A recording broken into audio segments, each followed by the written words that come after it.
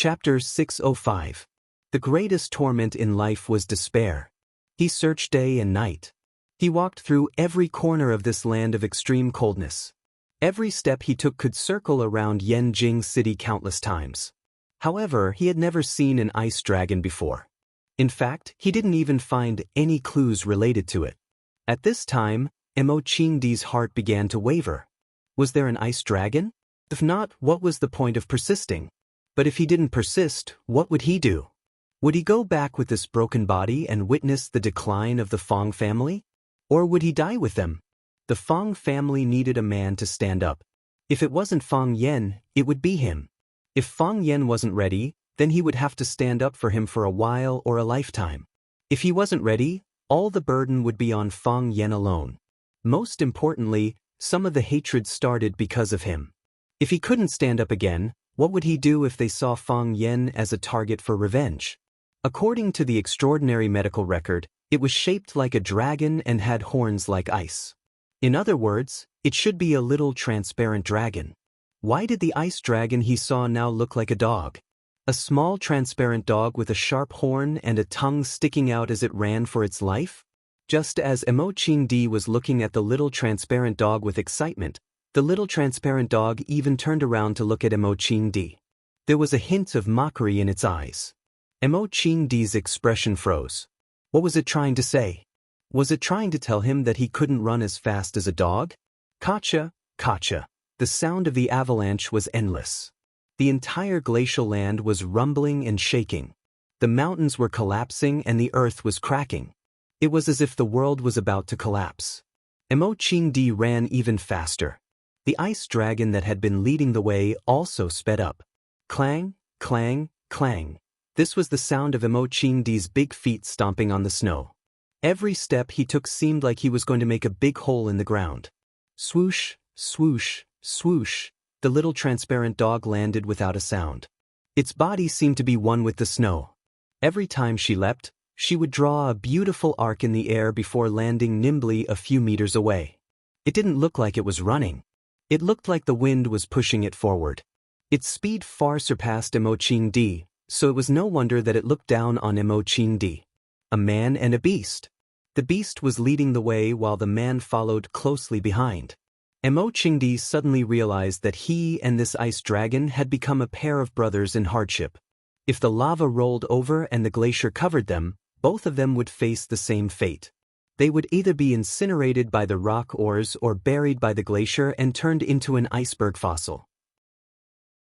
The cracking sounds behind them became more and more rapid, and the ground beneath their feet also began to split apart, forming countless cracks of varying sizes. Some of the cracks were unfathomably deep, and if one were to fall into them, they might never be able to climb out again. What was worse was that the rumbling sounds of volcanic eruptions were incessant. One hot rock or after another was sent into the sky by them, and then turned into a colorful waterfall that poured down on the glacier. It seemed like this was just the beginning, and no one knew when it would end. The volcano was enraged. It was as if it wanted to issue an ultimate challenge to the glacier that had covered it for thousands of years.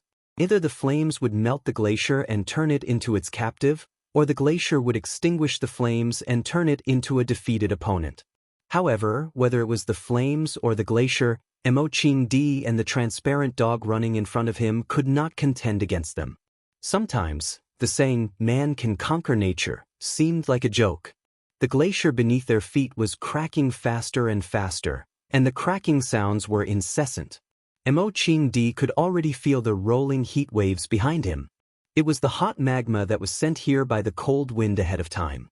Mo Qingdi knew that he had to make a change. They couldn't outrun the speed of the glacier's collapse, and they couldn't outrun the lava. They were humans, and their physical strength would soon be exhausted.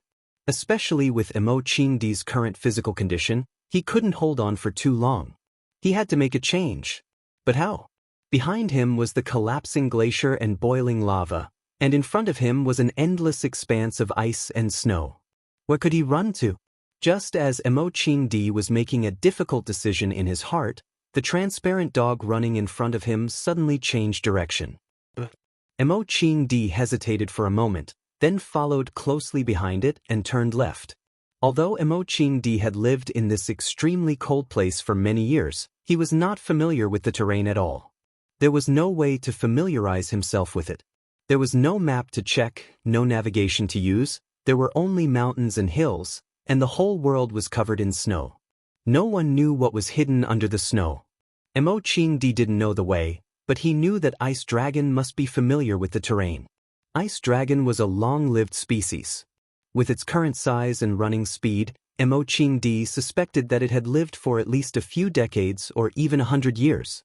It could be considered a native of this glacier, and Emoching-D was just an intruder. Perhaps, Ice Dragon could help Emoching-D through this life and death situation. As Emoching-D thought of this, he spread out his body and followed closely behind Ice Dragon. In order not to slow down, he even threw away the spear in his hand. When Ice Dragon turned left, Emoching-D turned left. When Ice Dragon turned right, Emoching-D turned right. When Ice Dragon jumped up the hill, Emoching-D followed. As they ran, the rumbling sound behind them gradually faded away. The scorching hot wind that made one's skin tighten and hair burn also disappeared. When Ice Dragon's body stopped, Emoching-D realized that they had entered a large ice cave. The surface area of this ice cave was so large that it didn't look like it was man-made.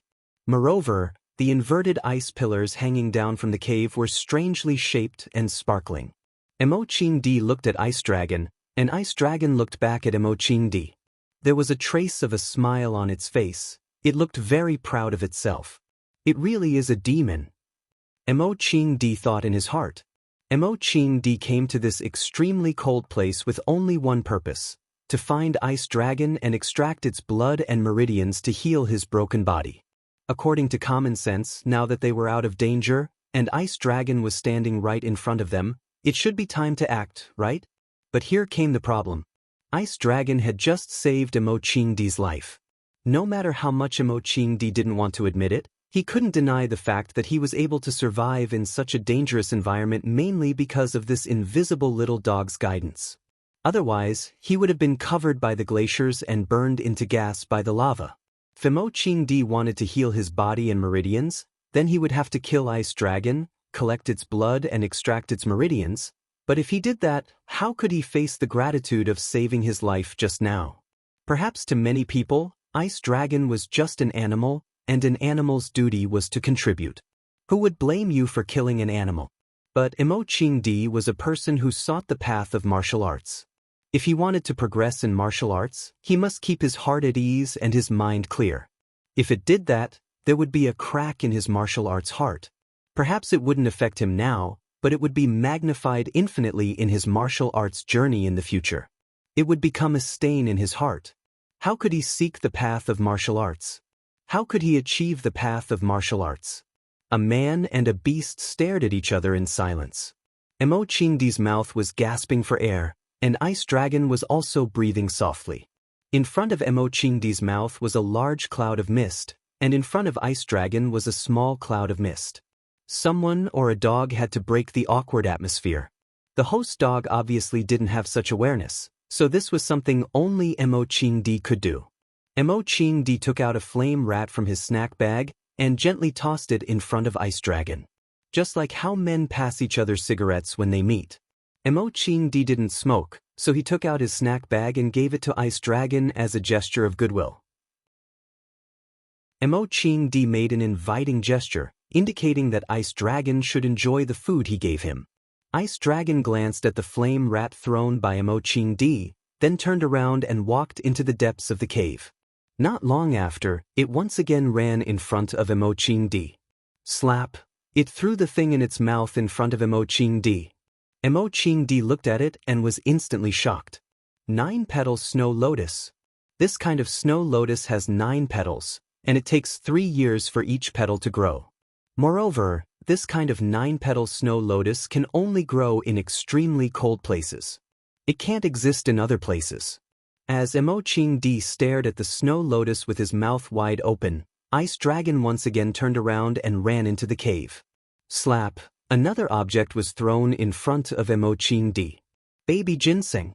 This kind of mountain ginseng was shaped like a child, hence its name.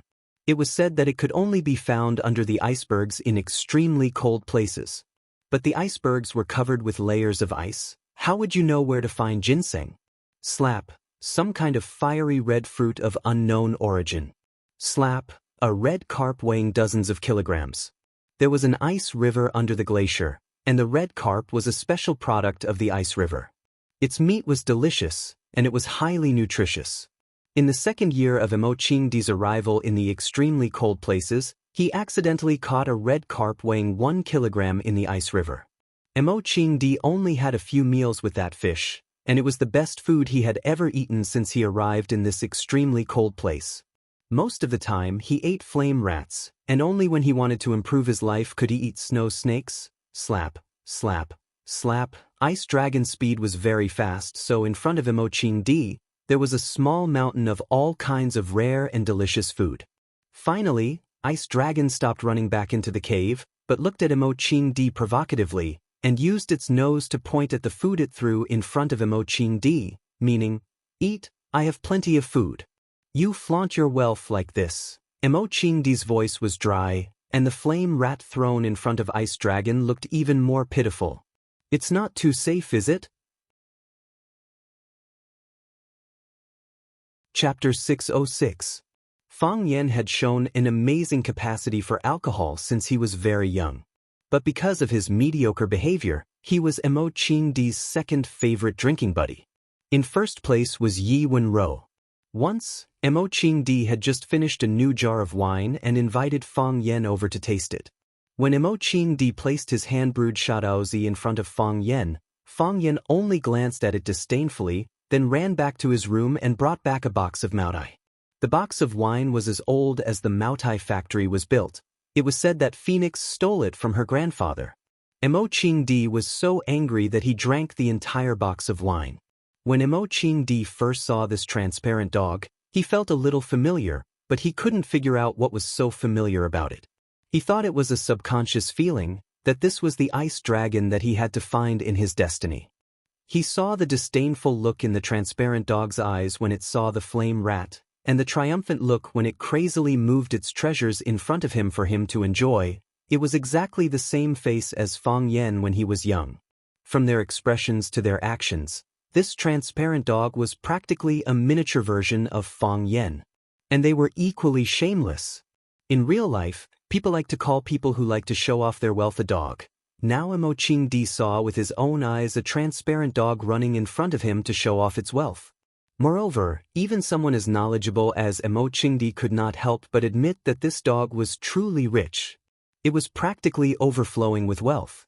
Seeing that Emochingdi was standing there motionless, Ice Dragon thought that he was too embarrassed to enjoy, so it came over with a red fruit in its mouth and took the initiative to walk toward Emochingdi.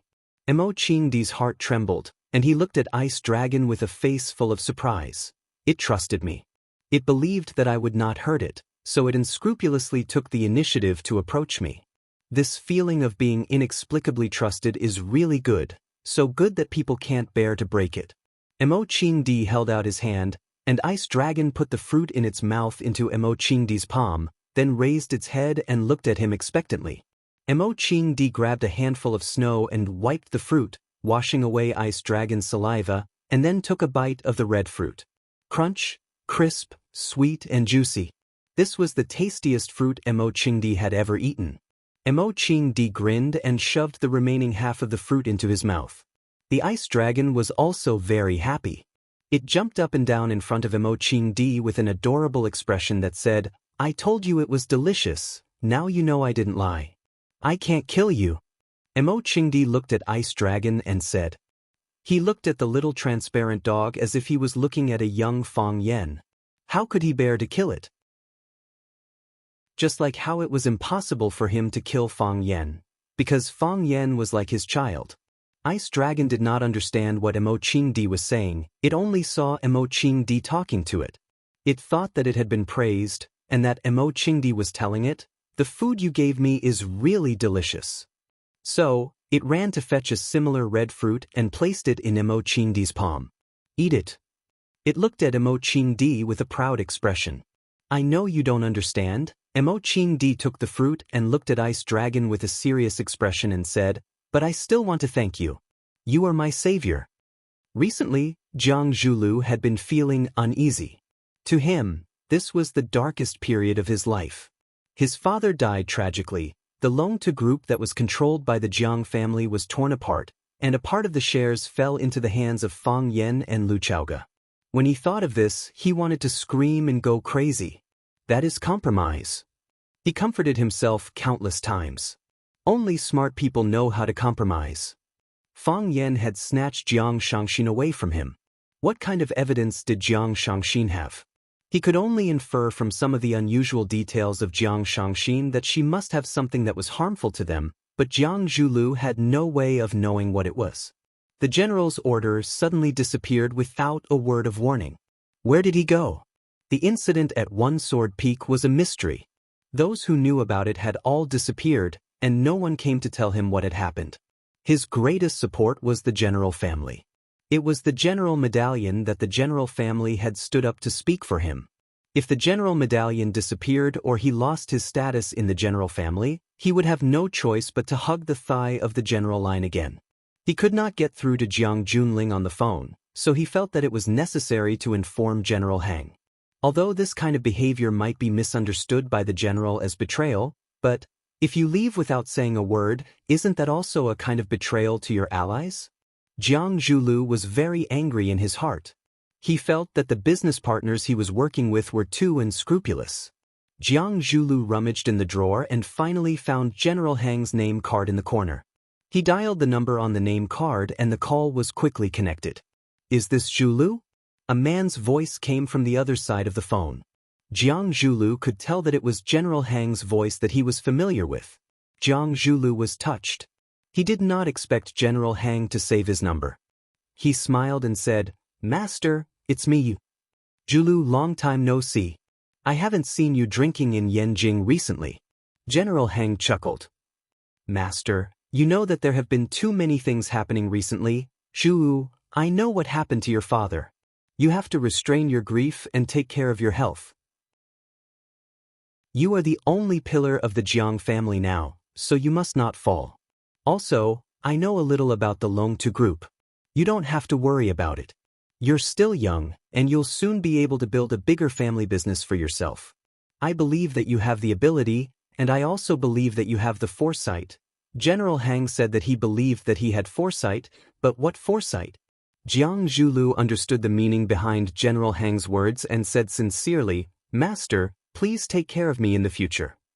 General Hang was very satisfied with Jiang Zhulu's attitude and said, "Zhulu, you are too kind. I am just an idle person in the family, so I don't usually care about these things. However, you are Shangxin's husband and my brother-in-law. We are a family. Your matters are my matters." "Thank you, Master." Jiang Zhulu's heart was finally at ease. The general had left, and the general had replaced him. Finally, he had found another thick thigh to cling to. However, what exactly happened to Jiang Junling? "Master, did the military order come back to Yanjing? He didn't even inform us when he left." Jiang Zhulu had to ask this question. No matter what, he used to be a close friend of Jiang Junling's. If you turned a blind eye to your previous master just because you clung to General Hang's thigh, how would General Hang view you? Moreover, he asked this question after he had General Hang's backing. This showed that he valued his relationship with General Hang more. As for asking about Jiang Junling's whereabouts, that was merely out of courtesy. With General Hang's intelligence, he would definitely understand the deeper meaning behind his actions. General Hang's voice was slightly heavy as he said, "The military order disappeared in Huaqing a few days ago, and everyone in the family is looking for him. But he sent someone back to report that he is fine and just wants to leave for a while to relax. Then I will have to trouble you in the future." Jiang Zhulu congratulated him vaguely. With Jiang Junling's disappearance, the general family had to push out a new person, and that person was naturally General Hang. Jiang Zhulu had been suppressed for so many years by the words one should have a son like Jiang Junling. As the eldest brother, he must be feeling very indignant, right? "Let's work hard together." General Hang smiled and said, "A fence needs 3 stakes, and a good man needs 3 helpers. I am not as talented as the military order, so I need the support of my friends. Zhulu will follow your lead from now on, young master. Jiang Zhulu promised. You're treating me like an outsider. General Hang's smile became even more carefree. By the way, if there's a military order to contact you, please let me know in time. No one in the family knows where he is, and he disappeared without even handing over the business he was in charge of. The family is in a mess. The old man is very displeased with his behavior of disappearing without notifying him. I know what to do, Jiang Zhulu said. After obtaining his loyalty, General Hang gave him some very important information. Jiang Junling had indeed disappeared. Not only did he not notify him, he didn't even say hello to anyone in the general family. Moreover, he didn't have the time to hand over all the work he was in charge of, and because of his departure, there was a gap in management. Most importantly, the old man was very displeased with his behavior of disappearing without notifying him. Does this mean that General Hang has already replaced Jiang Junling's position in the general family? Jiang Zhulu secretly rejoiced that he had made the call in time. If he waited for the general's command to come knocking on his door, then he would lose a precious initiative. Where did the general's order go? Jiang Zhulu couldn't help but think of Fang Yan. Could it be that Jiang Junling had been gotten rid of by Fang Yan? Jiang Zhulio's worries rippled in his heart as he thought of that delicate-looking young man. He was really a scourge. Ring. The phone on the table rang. Jiang Zhulu saw that it was a call from the secretary outside and asked, Lily, what's the matter? Chairman Jiang, Miss Jiang wants to see you, the secretary's voice sounded. Miss Jiang? Jiang Zhulu thought for a while and asked, Jiang Shangxin? It's me. This time, it wasn't Lily's voice, but Jiang Shangxin's. Jiang Zhulio's face turned gloomy. The one who came did not come with good intentions. Jiang Shangxin had been taken away by Fang Yan at the airport, but this time, she took the initiative to look for him. Jiang Zhulu would not believe that she didn't have any ulterior motives. Jiang Shangxin, you really know how to make people sad. Chapter 607. Jiang Shangxin pushed the door open and entered, just like how she had visited Jiang Zhulu countless times in the past. The difference was that Jiang Zhulu did not stand up to welcome her this time. Jiang Zhulu sat behind his desk and stared coldly at Jiang Shangxin, who was walking in gracefully. With a face full of mockery, he said, Isn't this my wife? It's been a long time. It's strange that it's so difficult to see my wife. Jiang Shangxin did not respond to Jiang Zhulio's question. She walked straight to the sofa area in the office and sat down. Then she pressed the service bell. The secretary, Lily, pushed the door open and asked, Chairman Jiang, what can I do for you? Jiang Zhulu waved his hands and gestured for Lily to leave. Jiang Shangxin said, Bring me a cup of coffee. You know my taste. Famous Jiang? The secretary knew that there was a conflict between the chairman and Jiang Shangxin, but she did not know the extent of it. In her opinion, wasn't it normal for a married couple to quarrel? As for the chairman's wife's request, she naturally had to do her best to satisfy it. The secretary left and quickly brought in a cup of freshly ground Americano black coffee with a spoonful of milk and half a spoonful of sugar. This was Jiang Shangxin's usual taste. Jiang Shangxin took the black coffee and took a deep breath.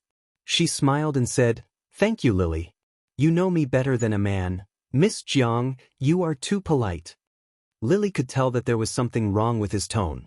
She looked at Jiang Zhulu with an aggrieved expression and left hurriedly. Jiang Zhulu leaned against the back of the chair and looked at Jiang Shangxin, who was sitting a distance away, enjoying the coffee. He said, You left in a hurry the last time, but you came back openly this time. I was still waiting for the news that you were safe after landing in Paris. In the end, you ran away with another man. I don't know where you went. What do you want to say this time? Lay all your cards on the table? Prepare to divorce me? Jiang Shangxin took a small sip of her coffee and said, I ran away in a hurry the other time because there was a mad dog chasing after me. It was still bearable to let him bite my finger, but if I were to get bitten on my throat, I might not be able to keep my life. How could I not run away? Jiang Zhulu laughed heartily. He stood up and walked toward the resting area where Jiang Shangxin was. He looked into her eyes and said, "A mad dog is still a mad dog. Aren't you afraid of getting your throat bitten off by a mad dog? That would depend on whether a mad dog is willing to eat it." Jiang Zhulu stared at Jiang Shangxin's slender neck and said, "Did you smear poison on your neck? If there really is one, Mad Dog wouldn't mind trying." As Jiang Zhulu spoke, he had already sat down beside Jiang Shangxin and reached out to stroke her neck. Jiang Shangxin avoided his lecherous hands and said, "It's because I have the dog-beating stick. If a dog dares to bare its teeth at me, I'll hit it with a stick." Jiang Zhulu stopped what he was doing and stared at Jiang Shangxin with a burning gaze. "Is that so? I'm really curious, what kind of dog-beating stick is it? Take a guess?" Jiang Zhulu sat up straight and crossed his arms in a businesslike manner. He said, "Jiang Shangxin, since you're here today, you're naturally not here to reminisce about old times with me. Tell me, what is your purpose for coming here? Are you scared? Are you anxious?" Jiang Shangxin looked at Jiang Zhulu and said, "Actually, it's nothing much, I'm just here to humiliate you." Jiang Zhulu was stunned for a moment, then he laughed heartily. He looked at Jiang Shangxin and said, "This way of speaking is very familiar, it sounds like someone, let me think, who is it? Are you talking about Fang Yan?" "Yes, Fang Yan." Jiang Zhulu smiled and nodded, saying, "His way of speaking is always so simple and direct. He doesn't hide anything and goes straight to the point, ruthlessly stabbing a person in the chest.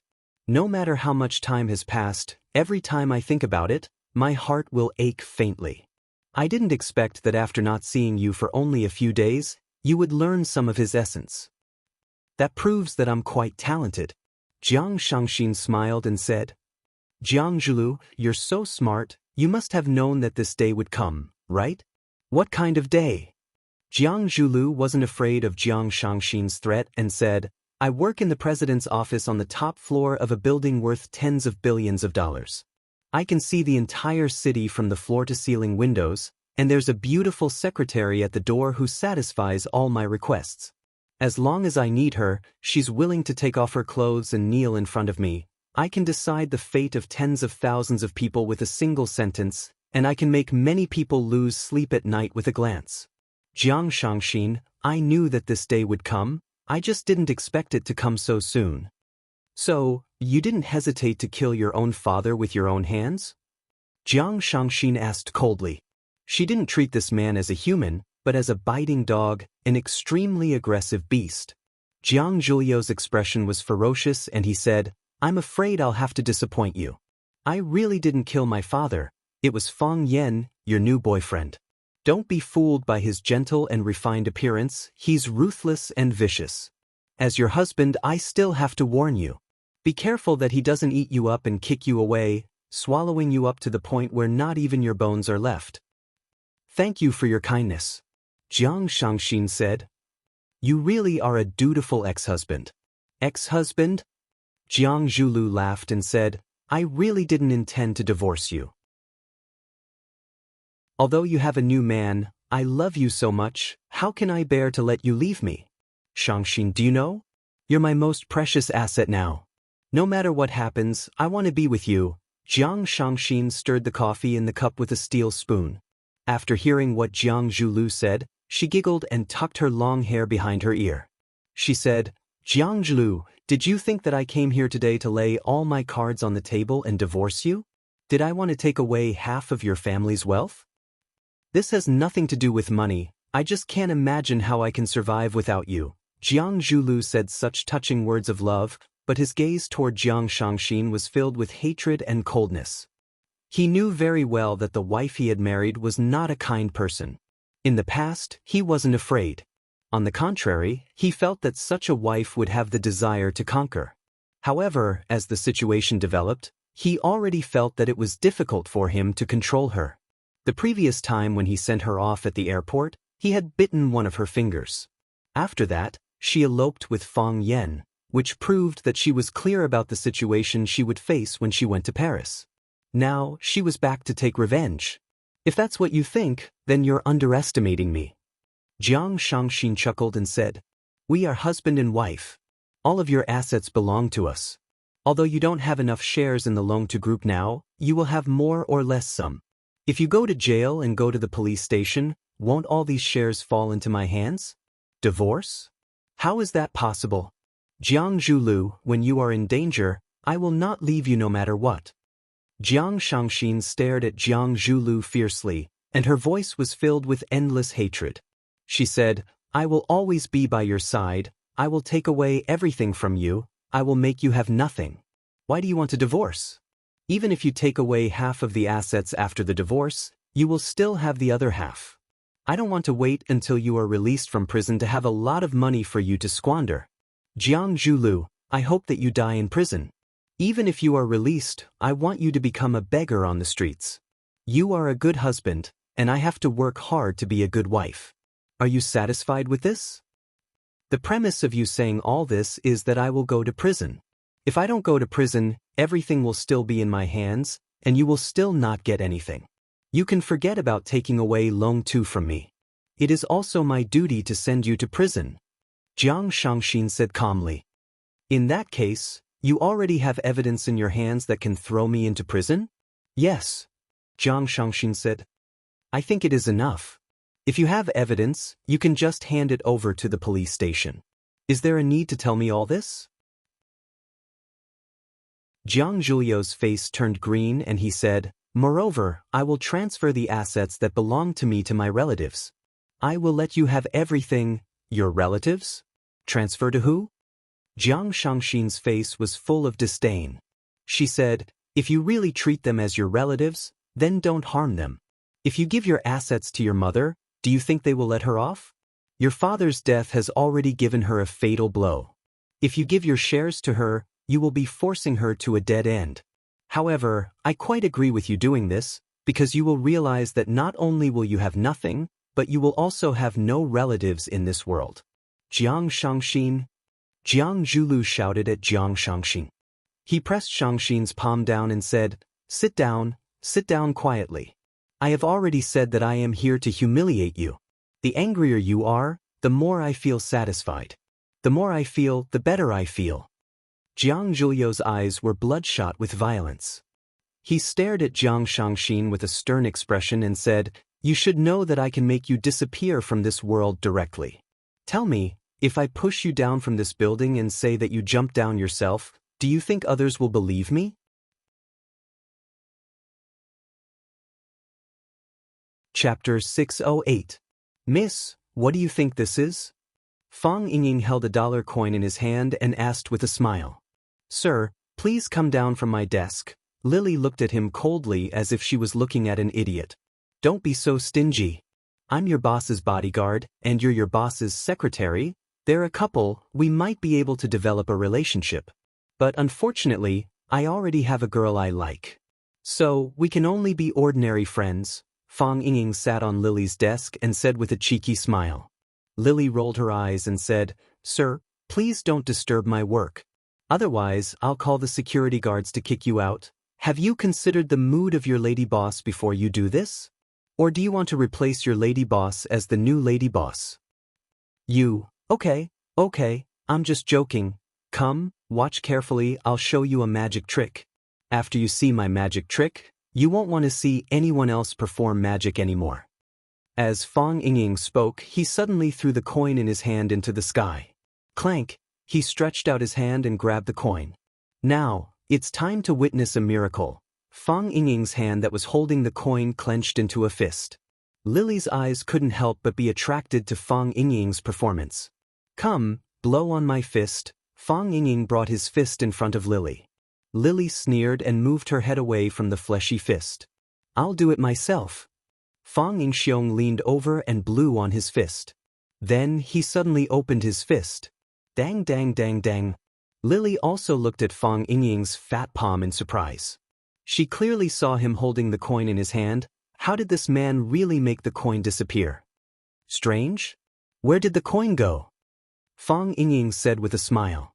He reached out to touch Lily's head. In my hair, said Lily. Although she hadn't seen any magic in real life, she had seen countless magic performances on TV, in movies, and at New Year's parties every year. She understood the tricks of those people. They could make pigeons out of hats, eggs out of people's hair, or even stranger things.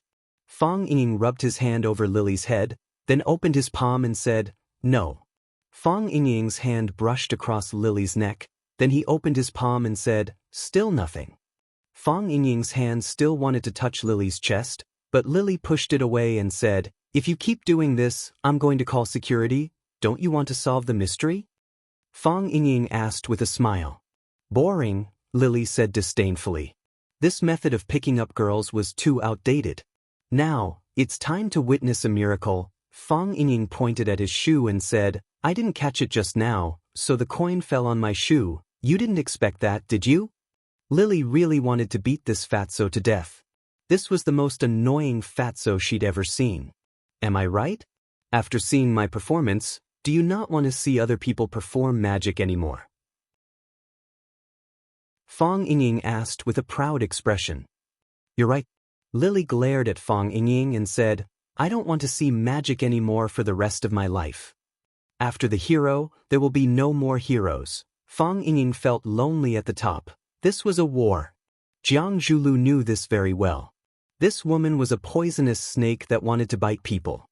Right now, she opened her sexy little mouth and was about to spit venom at him. Of course, he couldn't just let himself be captured. Bang! Jiang Zhulu suddenly opened his palm in midair and said aloud, "Your beautiful body will fall from this tall building and smash into pieces on the hard concrete floor." Someone screamed, and more people ran over to watch. "The police will draw a circle with chalk along your body, and your mother will cry her heart out on top of your body. She just lost a family member, and soon she'll lose another one. I feel very bad in my heart too. After all, you're my wife, the woman I love the most in my life, and I'm so familiar with your body." Jiang Zhulu. Jiang Shangxin gritted her teeth and said, "But you can't take it anymore? Didn't you say it before? You're here to humiliate me, so you have to be prepared to be humiliated." Jiang Shangxin thought for a while, and her beautiful eyebrows smoothed out again. She smiled and said, "The story is very interesting, and then? I'll tell them that we had an intense argument, and I'll also use the video of you being taken away by another man on the plane to tell them that you've cheated. I'll tell them that you forced me to divorce you. I wasn't willing to agree to it, so you threatened to jump off the building.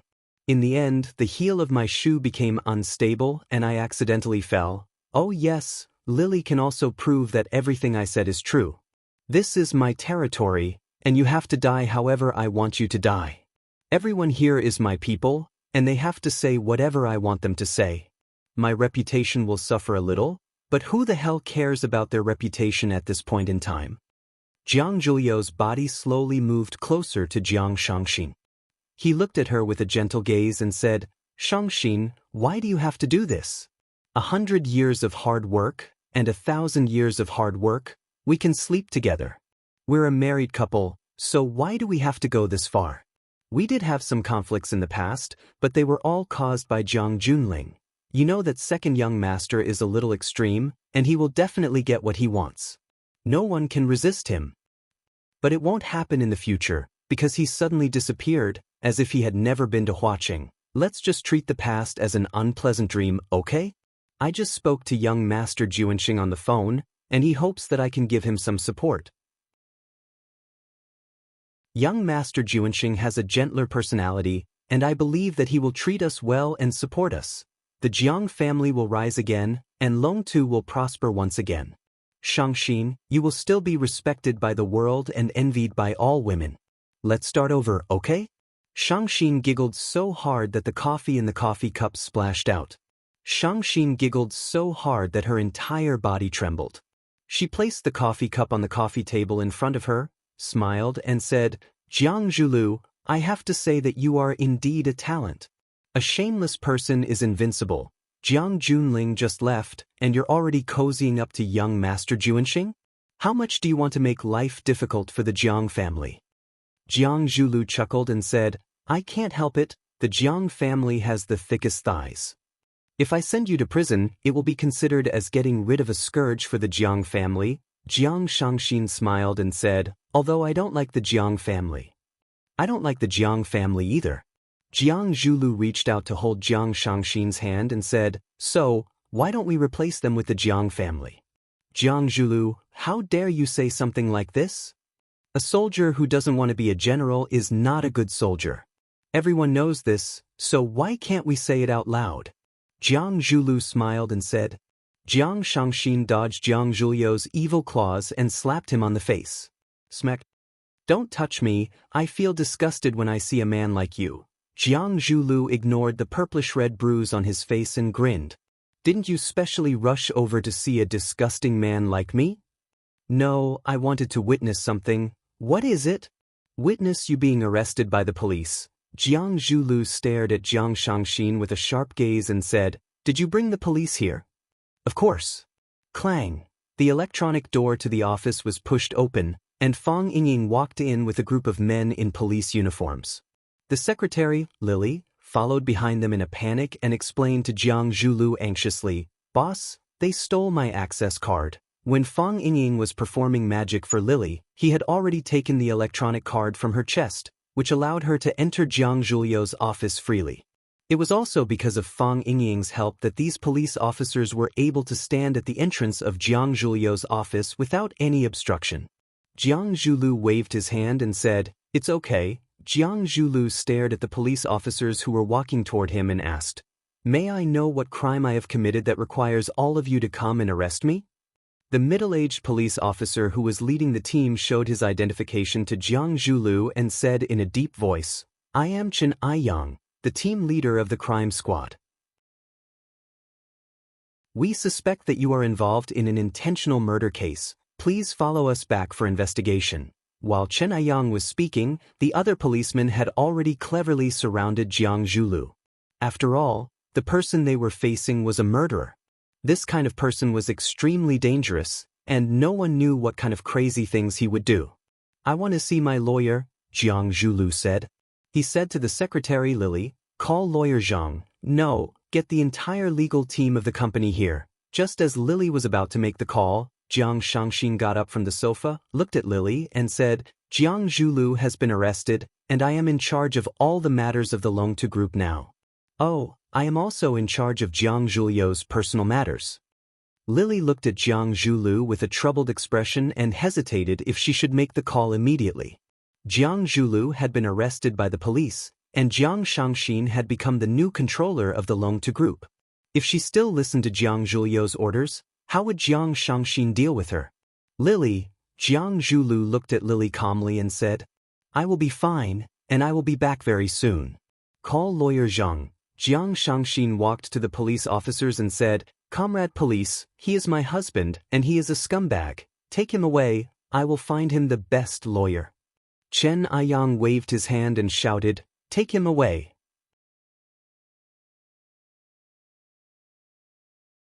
Chapter 609. Jiang Shangxin was indeed not here to divorce Jiang Zhulu. It would be too easy for him to do so now. As his wife, Jiang Shangxin had a lot of power to make decisions when Jiang Zhulu was a suspect. For example, she could ask the police to take Jiang Zhulu away, decide when to let the company's lawyer intervene, and even decide whether the lawyer would plead for Jiang Zhulio's innocence or guilt. Obviously, Jiang Zhulu realized that he was in a very dangerous situation. Jiang Shangxin, you be asterisk teach, Jiang Zhulu scolded.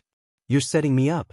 I did not do anything, I was framed. Jiang Shangxin looked at the team leader of the crime squad, Chen Aiyang, and said, From now on, can everything he says be used as evidence in court? Logically speaking, yes. Chen Aiyang nodded. I won't do that. Jiang Shangxin said, Because he is my husband. I love him. Chen Aiyang chuckled and said, Miss Jiang is the victim. If you are not willing to pursue his responsibility, then we can pretend that nothing happened. Thank you for your understanding. Jiang Shangxin said gratefully. Then I will have to trouble you. Help me take good care of my husband, and don't torture him. He has never suffered in his life. You are too polite. We will take good care of him. Chen Aiyang waved his hand and Jiang Zhulu was taken away by a group of police officers. Jiang Shangxin, you be asterisk, you will regret it if you dare to plot against me. Lily, call lawyer Zhang, Jiang Zhulu shouted at the top of his lungs, but his voice was getting further and further away. When the office door was closed again, his voice had completely disappeared. Jiang Shangxin was not only here to witness the moment when Jiang Zhulu was taken away by the police. She also wanted to take control of the Longtu group after Jiang Zhulu was taken away, so that there would not be any internal chaos in the Longtu group. This would give people with ulterior motives an opportunity to take advantage of. Only Jiang Shangxin, Fang Yingying, and Lily were left in the office. Just as Lily was about to leave, Jiang Shangxin shouted, "Lily!" Lily shuddered, turned around, and asked Jiang Shangxin, "Miss Jiang, do you have any other instructions?" He sat Shangxin down on Jiang Zhulio's swivel chair and leaned back slightly. Looking up at Lily, who was sitting cautiously in front of him, he said, "Let's have a chat." Lily became even more nervous and said, "Miss Jiang, what do you want to talk about? I don't know anything. I'm just Mr. Jiang's secretary. I don't know what he did." "Lily, do you remember what I said just now? You understand me better than any man, so I'm happy to let you continue to be the secretary of the chairman." Lily looked at Jiang Shangxin in shock and asked, "Miss Jiang, is this true?" "That's what I think," Jiang Shangxin said. "However, there's still a small barrier in my heart. I feel a little uncomfortable. Jiang Zhulu is my man, my husband. It's natural for me to have sex with my man, and you've also had sex with my man, Sister Jiang Shang." Lily's beautiful face lost all color and said, Do you want to say that you didn't?" "I'm not. You didn't do it willingly?" "Miss Jiang, I'm wrong. Lily was at a loss for words. Being able to become Jiang Zhulio's secretary, she was naturally the best choice in terms of capability. However, when facing an opponent like Jiang Shangxin, she was obviously not as capable as she wished. Jiang Shangxin waved her hand and said, "What's done is done. Since it has already happened, we can only face it bravely. Who asked us women to be born in a weaker position? The cracks have already appeared, and I'm willing to do some things to make up for it.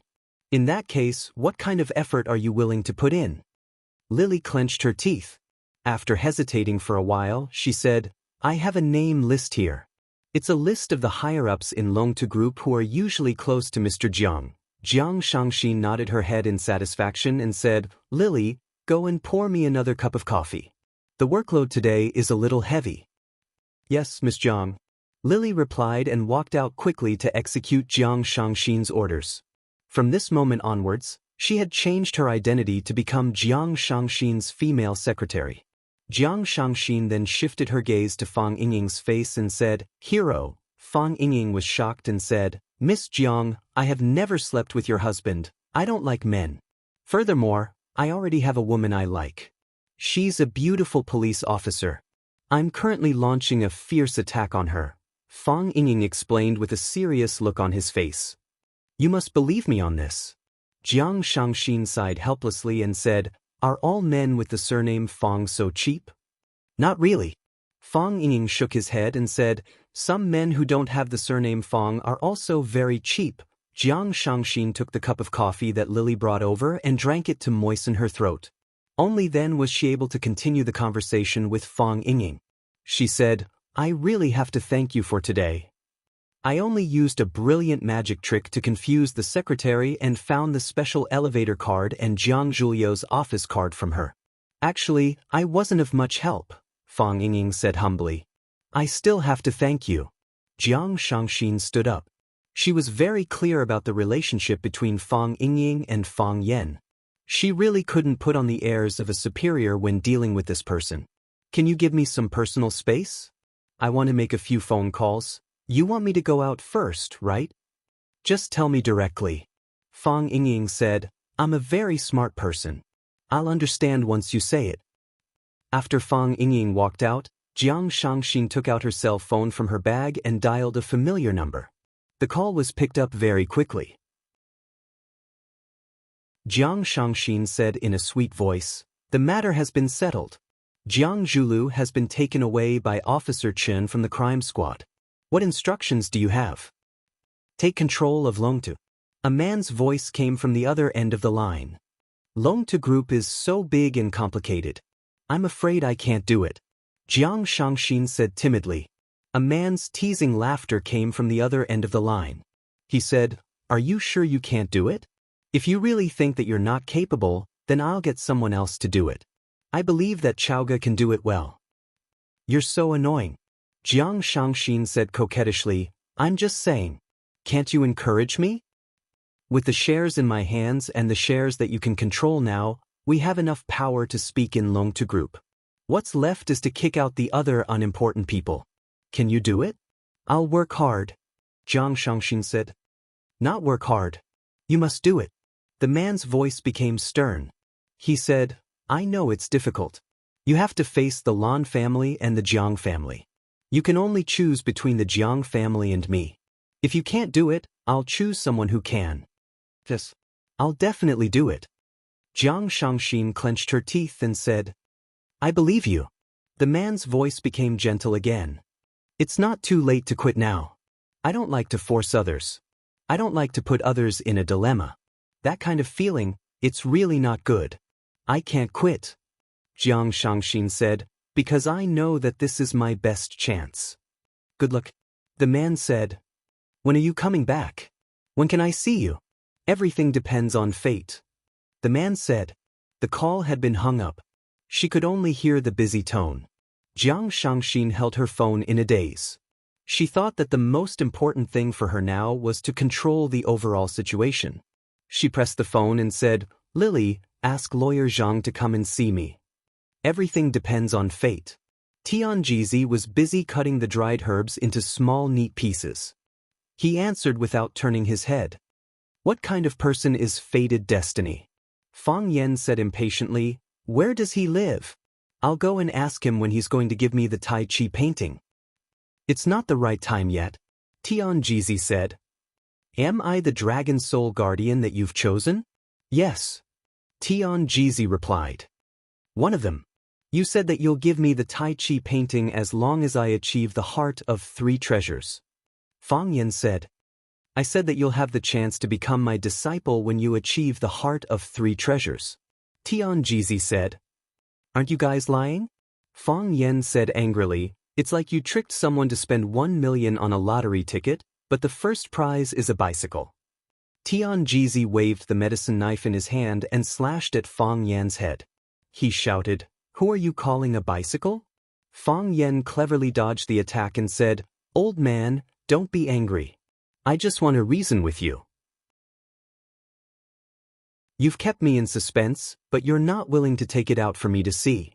I still don't know if there's such a thing as the Tai Chi painting." "The Tai Chi painting isn't with me," Tianjizi said. Fang Yan opened his eyes wide and asked, "Where is it?" "Where it should be. Do you know what I don't like the most about you quacks? You're always rambling on and on. Things that can be explained in a single sentence, but you're making it so confusing. Where exactly is it?" Tianjizi put down the hatchet and took the towel from Fang Yan to wipe his hands. Then he took the teacup from Fang Yan and took a sip of tea. Then he said, "Are you really ready to accept the Tai Chi painting and take on the responsibility of protecting the dragon soul?" "I'm not ready yet," Fang Yan said. "I just want to check the goods first, to see what the Tai Chi painting is."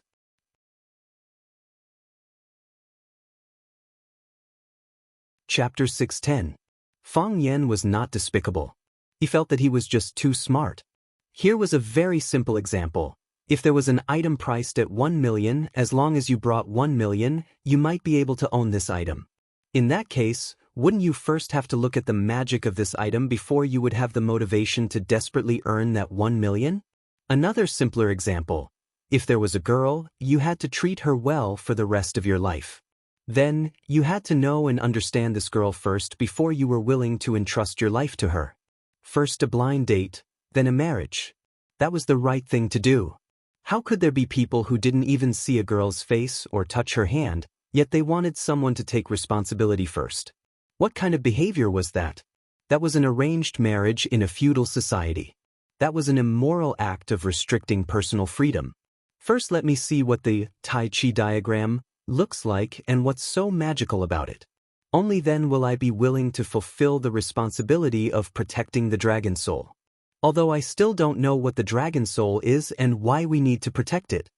As Fang Yan spoke, He stared unblinkingly at Tianjizi's body. As soon as he felt something was wrong, he would turn around and run for his life. If you just throw me a black and white Tai Chi diagram that can be bought for 10 yuan on the street and then say that the responsibility of protecting the dragon soul will be handed over to me, what's the difference between you and those swindlers who sell martial arts manuals on the street and throw a copy of the Buddha's palm to those swindlers who say that the responsibility of protecting the peace of the universe will be handed over to them? Master, times have changed. There are fewer swindlers.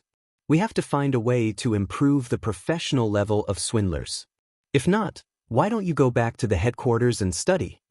This time, Tianjizi was not angry. Holding the teacup, he carefully tasted the exquisite ambergris and said, "Speaking of which, it makes sense. Then you mean that I can look at the Tai Chi diagram first?" "No," Tianjizi said. "Although what you said is very reasonable. But the Tai Chi diagram has been passed down for thousands of years, and there has never been a candidate as difficult as you. Everyone who is selected will regard it as their greatest honor. They will try their best to complete the test and become the final winner of the Tai Chi diagram.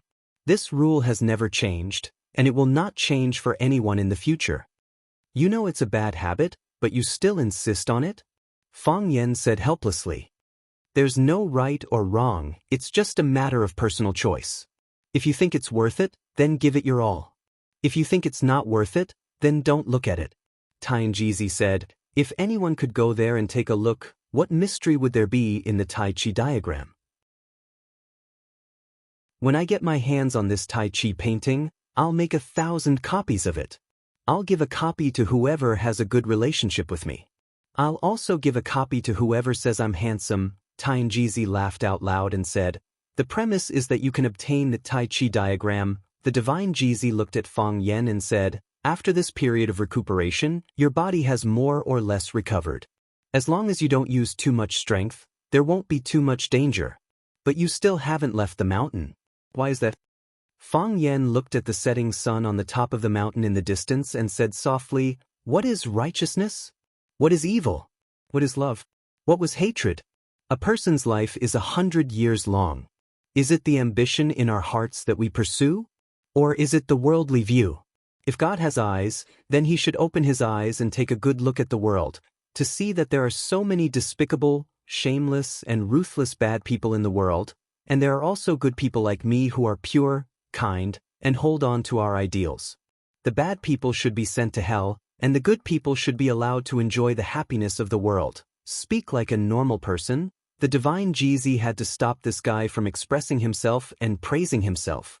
It was said that everyone had a face, but he had never seen Fang Yan go out with a face. He didn't know where he usually hid his face. "I'm just thinking that everyone's time is very precious. You should give me the Tai Chi diagram as soon as possible to save time. You've been looking for it for so many years. Is there anyone more suitable than me? Anyway, it will be mine sooner or later, so it's better to give it to me as soon as possible." Fang Yan said it so confidently that no one could refute him at all. "Although I don't know what the Tai Chi diagram is, I know that this Tai Chi diagram must have something to do with our Taoist Tai Chi. You also saw that I was beaten half to death by that old man song transplanting seedlings. If I had understood the Tai Chi diagram earlier, I could have taken my revenge earlier. The Tai Chi diagram is a great treasure in the world. It doesn't belong to one person, but to everyone in the world. Moreover, the owner of the Tai Chi diagram must not be selfish and must not seek personal revenge." Fang Yan sneered and said, "Bullshit, don't be selfish, don't seek personal revenge. Everyone has 7 emotions and 6 desires. Who doesn't have selfishness? Who doesn't seek personal revenge? I have a big grudge with that scum Jiang Junling, and I will not rest until that old dog Song Zaniang is dead. If you can't be selfish and seek personal revenge, you can give that thing to whoever you want. I don't want it anymore." With that, Fang Yan turned around and left. Immeasurable Lord of Heaven. Tianjizi recited the name, his heart beating fast. The long-eyebrowed monk with a wooden fish in his hand came out of the inner room. Looking at Tianjizi's worried face, he laughed and said, "What do you think of this boy?" "Let's wait and see," Tianjizi said helplessly. He is too evil, not a blessing for the Tai Chi diagram. I think Fang Yen is not bad, the long-eyebrowed monk said with a smile. Tianjizi looked at the long-eyebrowed monk with a bitter smile and said, "Old monk, why do you have to oppose me? When I thought he was good, you thought he was not good and said, let's wait and see. Now, when I say he is not good, you jump out and say he is good. What on earth are you thinking? Whether it is Buddhism or Taoism, we are all monks. Monks pay attention to the emptiness of the four elements. Do not get involved in the world. Do not get involved in karma. But, can we really do it? We eat firewood and rice, wear clothes of hundreds of families, and live in the best house on Mingchuan Mountain? How can we not get involved in the world? Do not get involved in karma? Believers call us old immortals, but we know that we are not real immortals. If we are not real immortals, if we want to live, we naturally have to get involved in the karma of the world. Whether we believe it in our hearts or not, we must insist on it with our mouths. Uphold justice, uphold benevolence, and uphold forgiveness. Because we are monks, our identity has already determined our way of thinking. What Fang Yen said is very reasonable. Who doesn't have selfishness? Who doesn't seek revenge? He lives more thoroughly than we do. So what? Tianjizi asked. Even if we think Fang Yen is not bad, he is still not the most suitable candidate for the Tai Chi diagram. Yes. The long-eyebrowed monk sighed. The Tai Chi diagram is unstable in yin and yang. If it falls into the hands of the righteous, it will be good, but if it falls into the hands of the evil, it will be evil. If it falls into the hands of the murderous, then there is only one word, kill. Sigh, let's wait a little longer. Tianjizi sighed. Tianjizi lived on a mountain, and it was a mountain that Fang Yen was familiar with, Shisha Mountain. The first time Fang Yen and Tianjizi met was in a tea house on Shisha Mountain. That tea house was opened by a Taoist disciple. Therefore, when Fang Yen was rescued by Tianjizi and the long-eyebrowed monk, he was also on the mountain when he opened his eyes. He spent a lot of time on the mountain. One reason was to nurse his body. Since ancient times, medicine and Taoism were inseparable. Tianjizi's prescriptions were not comparable to those of ordinary doctors. Another reason was to obtain the Tai Chi diagram from his master. This time, when he was in danger on the summit of One Sword Peak, Fang Yen once again realized that he was weak. He needed a stronger power to protect himself. While protecting himself, he was also protecting his family. He could not die. He did not want to die. Unfortunately, Tianjizi was still unwilling to give in. Fang Yen did not know what the criteria for the guardian dragon soul to obtain the Tai Chi diagram were, and Tianjizi and the long-eyebrowed monk had never mentioned it. Moreover, he felt that after the incident at One Sword Peak, he was getting further and further away from the Tai Chi diagram. Previously, Tianjizi and the long-eyebrowed monk had fooled him by saying that as long as he achieved the heart of three treasures, he could get, the opportunity to become Tianjizi's disciple. But now, they were not even willing to mention anything about the Tai Chi diagram in front of Fang Yen. It was just like how Fang Yen had nothing to do with it. Because of what? Was his body filled with evil energy? Was it filled with the desire for revenge? Now that Bai Xiu was dead, Fang Yen felt as though a huge rock had been lifted off his chest. In the past 3 years, the greatest physical and mental pressure on Fang Yen was to avenge his father. As long as he did not avenge his father, he would not be able to eat or sleep in peace.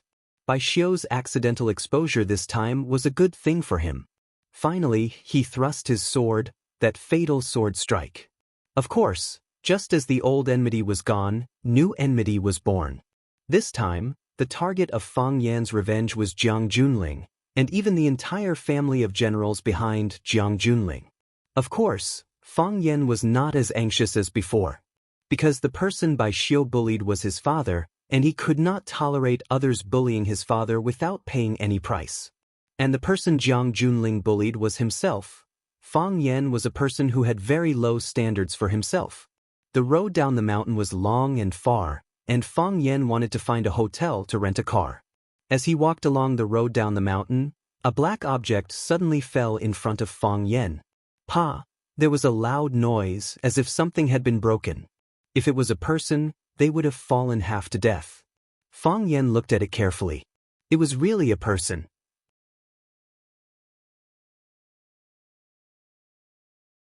Chapter 611. The black object was a person. Its limbs were curled up like a poisonous snake with its tail coiled up. It was a woman. Her body was tied up by a strange method.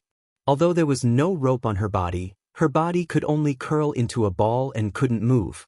Her left hand was holding her right leg, and her right hand was hugging her waist. It looked like an extremely rare and difficult yoga pose. If the body didn't have a certain degree of flexibility, it would have probably twisted a person to death. Although she could not move her body, her eyes were still turning, her gaze filled with malice as she stared viciously at Do Yen standing in front of her. It looked like she could pounce and bite him at any time. Bang!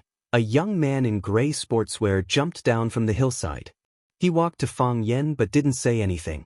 He just stared at Fang Yen with his bloodshot brown eyes. Fang Yen grinned and explained with a bit of guilt. Something happened at the time. I was surrounded by a group of powerful people. I even called out your name. Unfortunately, you might have run into some trouble at the time. Later, I fainted from exhaustion and was saved. When I woke up, I was worried about your safety, but I didn't know where to find you. It's good to see that you're fine now. The Snake Lord looked at Fang Yen in surprise and said, "You don't blame me?" "Blame you for what?" Fang Yen asked in return. "Aren't you afraid that I'll betray you?" The Snake Lord stared at Fang Yen with a burning gaze. Fang Yen looked at the Snake Lord seriously and said, "When I was about to go down the mountain, I found that you were gone, and the enemies appeared one after another. At the time, I did suspect you. I thought that you were in cahoots with them. You worked together to set up this sure kill trap in order to kill me.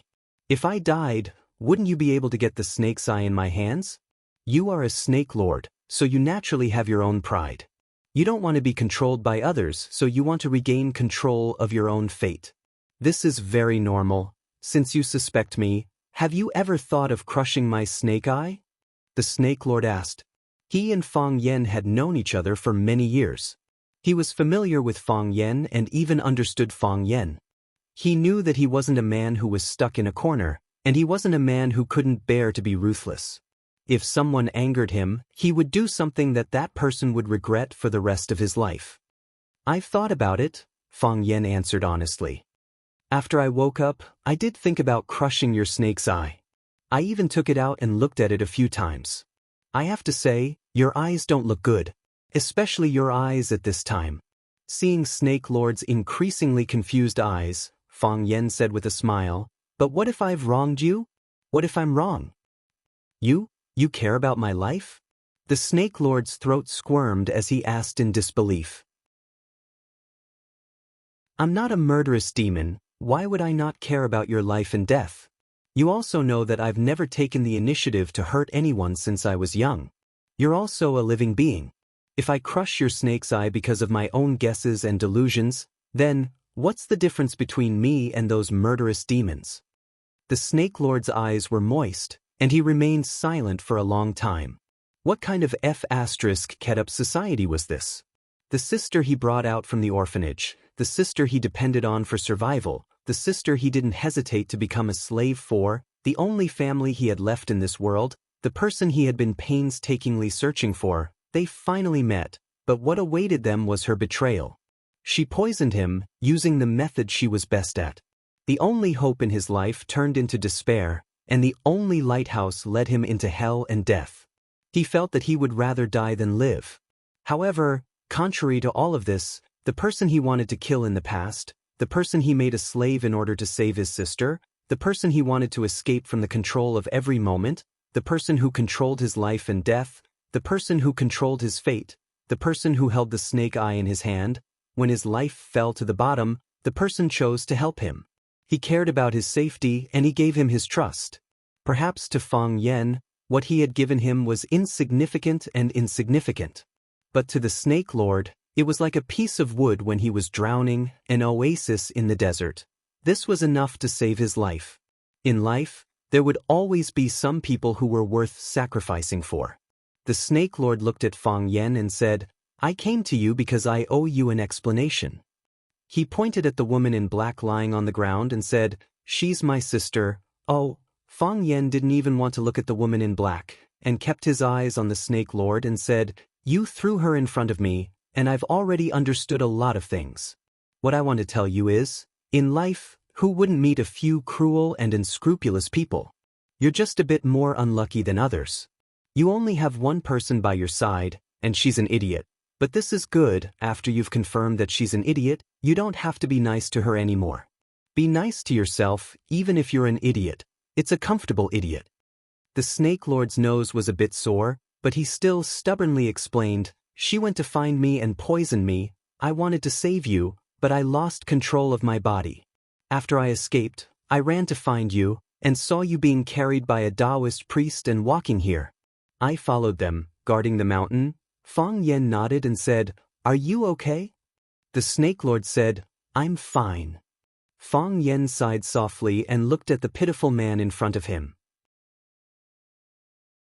He took out an old sheepskin bag from his pocket and threw it to the Snake Lord, saying, "This is your snake's eye. I've been prepared to return it to you. Your sister has been found. Although the results weren't ideal, she's still alive. So, there's no need for you to stay by my side to protect me anymore." The Snake Lord took the snake's eye and asked in a muffled voice, "Where do I go?" "Where do you want to go?" The Snake Lord thought seriously and said, "I don't know. I used to want to find my sister and bring her back to Xiangxi, but now she doesn't want to go back." "You used to live for her, now live for yourself," Fang Yen said. "Set her free and set yourself free as well." The Snake Lord looked at Fang Yen and said, "You're not going to kill her?" "I'm not going to kill her," Fang Yen said. "The person she betrayed is you, and the person she hurt is also you. If I kill her, it will only make you hate me. Why would I do such a stupid thing?" The Snake Lord thought about it and said, "I want to go with you." "Then set her free," Fang Yen said. The Snake Lord nodded and said, "Fine." The Snake Lord crouched down and looked at his sister's hate-filled eyes, saying, "I'll let you go." As he spoke, he pulled out one of his sister's arms. Like a dead knot, once the thread was untied, the other knots would also be solved. The Snake Lord then took out a medicine bottle from his pocket. He poured out a red pill from the bottle and fed it to his sister. Bang! The woman flipped over and pushed the Snake Lord to the side with a slap. She stared at Fang Yen fiercely and asked, "Did you kill him?" "Who are you talking about?" Fang Yen was confused. The Snake Lord's expression became even more pained, and when he saw Fang Yen looking at him, he turned his face to the side. He didn't want to hear that man's name. Every time he heard it, it was like stabbing a knife into his heart. He didn't know what love was, but he could clearly feel what pain was. He was in so much pain. "Bai Xiu, you killed Bai Xiu, didn't you? You killed Bai Xiu?" The woman's eyes turned blood red, and her body made cracking sounds. Every part of her body could move freely. The Snake Lord looked at her and said, "Go." The woman didn't care about the Snake Lord's words at all. She didn't even turn around to look at him. She stared at Fang Yen without blinking. Her body was bent, and her head was tilted forward. She looked like she would rush up and fight Fang Yen at any time. The Snake Lord was like a furious lion, and he roared at his sister, "Go! I said go." The Snake Lord's shoulders tightened, and her hands turned into claws. As long as she waited for an opportunity, she would rush up and tear Fang Yen to pieces. "You killed Bai Xiu. Why did you kill Bai Xiu?" "I want to avenge him. I want to kill you." As she spoke, the woman in black suddenly dashed toward Fang Yen. Her body was like a spring, but also like a poisonous snake that wanted to attack its prey. Her body was light and agile, and her steps were strange. Hissing sounds came from her mouth. It was the sound that poisonous snakes would make when they attacked. Clang! The Snake Lord rushed up from behind and grabbed his sister's shoulder. He punched her in the face, causing her body to crash into the rocks on the side. The Snake Lord followed closely behind and grabbed the black-clothed woman's throat. He pressed his sister's head and slammed it against the stone wall. Clang! The woman's head slammed against the stone, and a bloody groove appeared on her forehead. Clang! The black-clothed woman's head was once again smashed against the stone, and the bones inside also made a cracking sound. Clang, clang, clang. The Snake Lord seemed to have gone mad. He kept slamming the woman's head against the stone wall. Pa! He let go of his sister's neck and slammed his head against the stone wall. Clang, clang, clang. Why are you forcing me like this? The Snake Lord roared with grief and indignation. Why are you forcing me like this?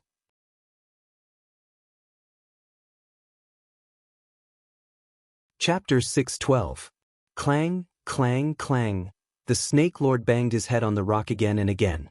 He struck himself until his head bled, he struck himself until his bones rattled, he struck the wall until it cracked, and then there was a rustling of broken sand and stones falling to the ground. He wanted to smash his way out of his pain, to smash through his despair. He wanted to relieve the pain in his head and relieve the pain in his heart. He could endure and cure headaches, but he could not do anything about the heartache. He did not want to hurt his sister and make her hurt him again and again. When she recklessly rushed towards Fang Yen, he had to make a move. He knew that if he waited for Fang Yen to make a move, only death would be waiting for his sister. He knew Fang Yan's strength too well. At that time, he used all his strength, but he was still easily strangled. If he had not taken the initiative to beg for mercy and offered his snake eye, Fang Yen might have broken his neck on the spot. Although his sister was also a snake woman, her strength was far inferior to his. With Fang Yan's current ability, strangling her was no different from killing an ant. The Snake Lord did not see the scene of Fang Yen fighting with others, so he did not know the fact that he was seriously injured. She wanted to avenge that man and kill Fang Yen. In order to protect her, he had to take the initiative to attack her. The Snake Lord felt that he was too wronged and too suffocated. He was like a balloon that was full of air, and a slight touch could cause him to explode with a bang. After he attacked his sister, the Snake Lord felt that death was better than living. He had never treated her like this since he was young. He hoped that he was the one who experienced all this, just that his sister could live well. Fang Yen stood to the side and watched the Snake Lord go crazy, but he did not intend to stop him. He could understand the Snake Lord's feelings at this moment, just as he could understand the Phoenix's feelings at that time.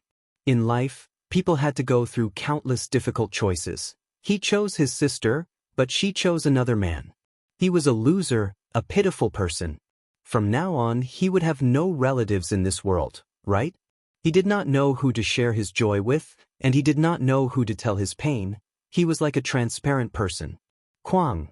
The Snake Lord slammed his head against the stone, and a protruding sharp stone pierced his forehead. Then, blood spurted out of his head. The Snake Lord finally calmed down and felt a little dizzy. Fang Yen took out a large medicine bottle from his pocket and threw it over, saying, "Stop the bleeding." This medicine was stolen from Tianjizi's pharmacy. It had a miraculous effect on stopping bleeding and removing blood stasis. It was a must-have medicine in Jianghu. Snake Lord took the bottle and poured some gray powder onto his forehead. Then, he returned the bottle to Fang Yen. "Feeling better?" Fang Yen asked Snake Lord. "I feel better now," Snake Lord said. "Come back with me if you're comfortable," Fang Yen said. "If you don't have a place to eat, eat at my place. If you have no place to stay, stay at my house. If you have no place to go, make my house your own. From now on, we are friends and brothers. If you don't mind." Snake Lord's throat felt like it was winter, but he couldn't say anything. Fang Yen reached his hand out to Snake Lord and smiled. "You don't want to?" "No," Snake Lord shook his head. I don't think I deserve." Fang Yen grinned and said, "You're the Snake Lord, the King of Snakes. As long as you don't ask me to kowtow to you every morning and night, everything else won't be a problem." Snake Lord opened his mouth and wanted to laugh, but then started crying again. He wiped the tears from his eyes and said, "I'll go back with you. We are friends, brothers," Fang Yen said. Friends? Snake Lord struggled to say this word. In his previous life, he had never said this word to anyone. To him, it was something unattainable. Brothers? Fang Yen clenched his withered and skinny hand and said, "That's right." Snake Lord wanted to dodge. He wasn't used to being so close to people. His right foot took a step back, but his left foot remained standing. He thought that it was time for him to make some changes. His little sister was right about one thing: he should live in the city, among people. He should have friends, brothers. He should have a different life. Let's go, Fang Yen said. Snake Lord nodded, but his gaze couldn't help but fall to the ground. After being hit by Snake Lord's crazed attacks, the woman in black's head was heavily injured. After the Snake Lord loosened his grip on her neck, her body softly fell to the ground. It was like a lifeless corpse. Her forehead was bruised, blood staining the rocks and weeds on the ground. Let's go, Fang Yen said. She's letting go of you, you should also let go of her. She will have her own new life, and so will you. The Snake Lord nodded and followed Fang Yen down the mountain with large strides. Fang Yen walked quickly, while Snake Lord walked boldly. To them, this was a journey to a new life. After walking for a few kilometers, Fang Yen suddenly realized a serious problem. You're wrong, Fang Yen said. Snake Lord was stunned and asked, What's wrong? We should rent a car down the mountain. In the interrogation room, Jiang Zhulu felt like his skin was about to be roasted by the strong light on his face. He couldn't turn his face away, let alone change his position. He was no longer one of the 4 young masters of Huaqing. He was a suspect who didn't receive any preferential treatment, but was rather taken care of. His lawyer hadn't arrived yet, and he guessed that Shangxin wouldn't send him a lawyer for a while. Furthermore, he didn't want Shangxin to send him a lawyer either. Because those people weren't here to save him, but to give him a good kick when he was falling to hell. Their arrival would only speed up his arrival. He wanted to call his mother. The only person he could trust now was his mother. As long as his mother knew that something had happened to him, she would use her grandfather's connections to bail him out. Or at least send a trustworthy team of lawyers. However, he couldn't even make a phone call. His reasonable request was rejected because they said that he might leak information to the outside world and destroy the evidence. What a joke! What exactly did he do? Jiang Zhulio's eyes were drowsy, and he was extremely exhausted after a day and night of torment. Jiang Zhulu, wake up! Qin Ayang held a large cup of coffee and stared at Jiang Zhulio's every move. Every time he saw that Jiang Zhulu was about to close his eyes, he would suddenly yell angrily. Jiang Zhulu had been pulled back to reality from his slumber countless times. I know what you want to do.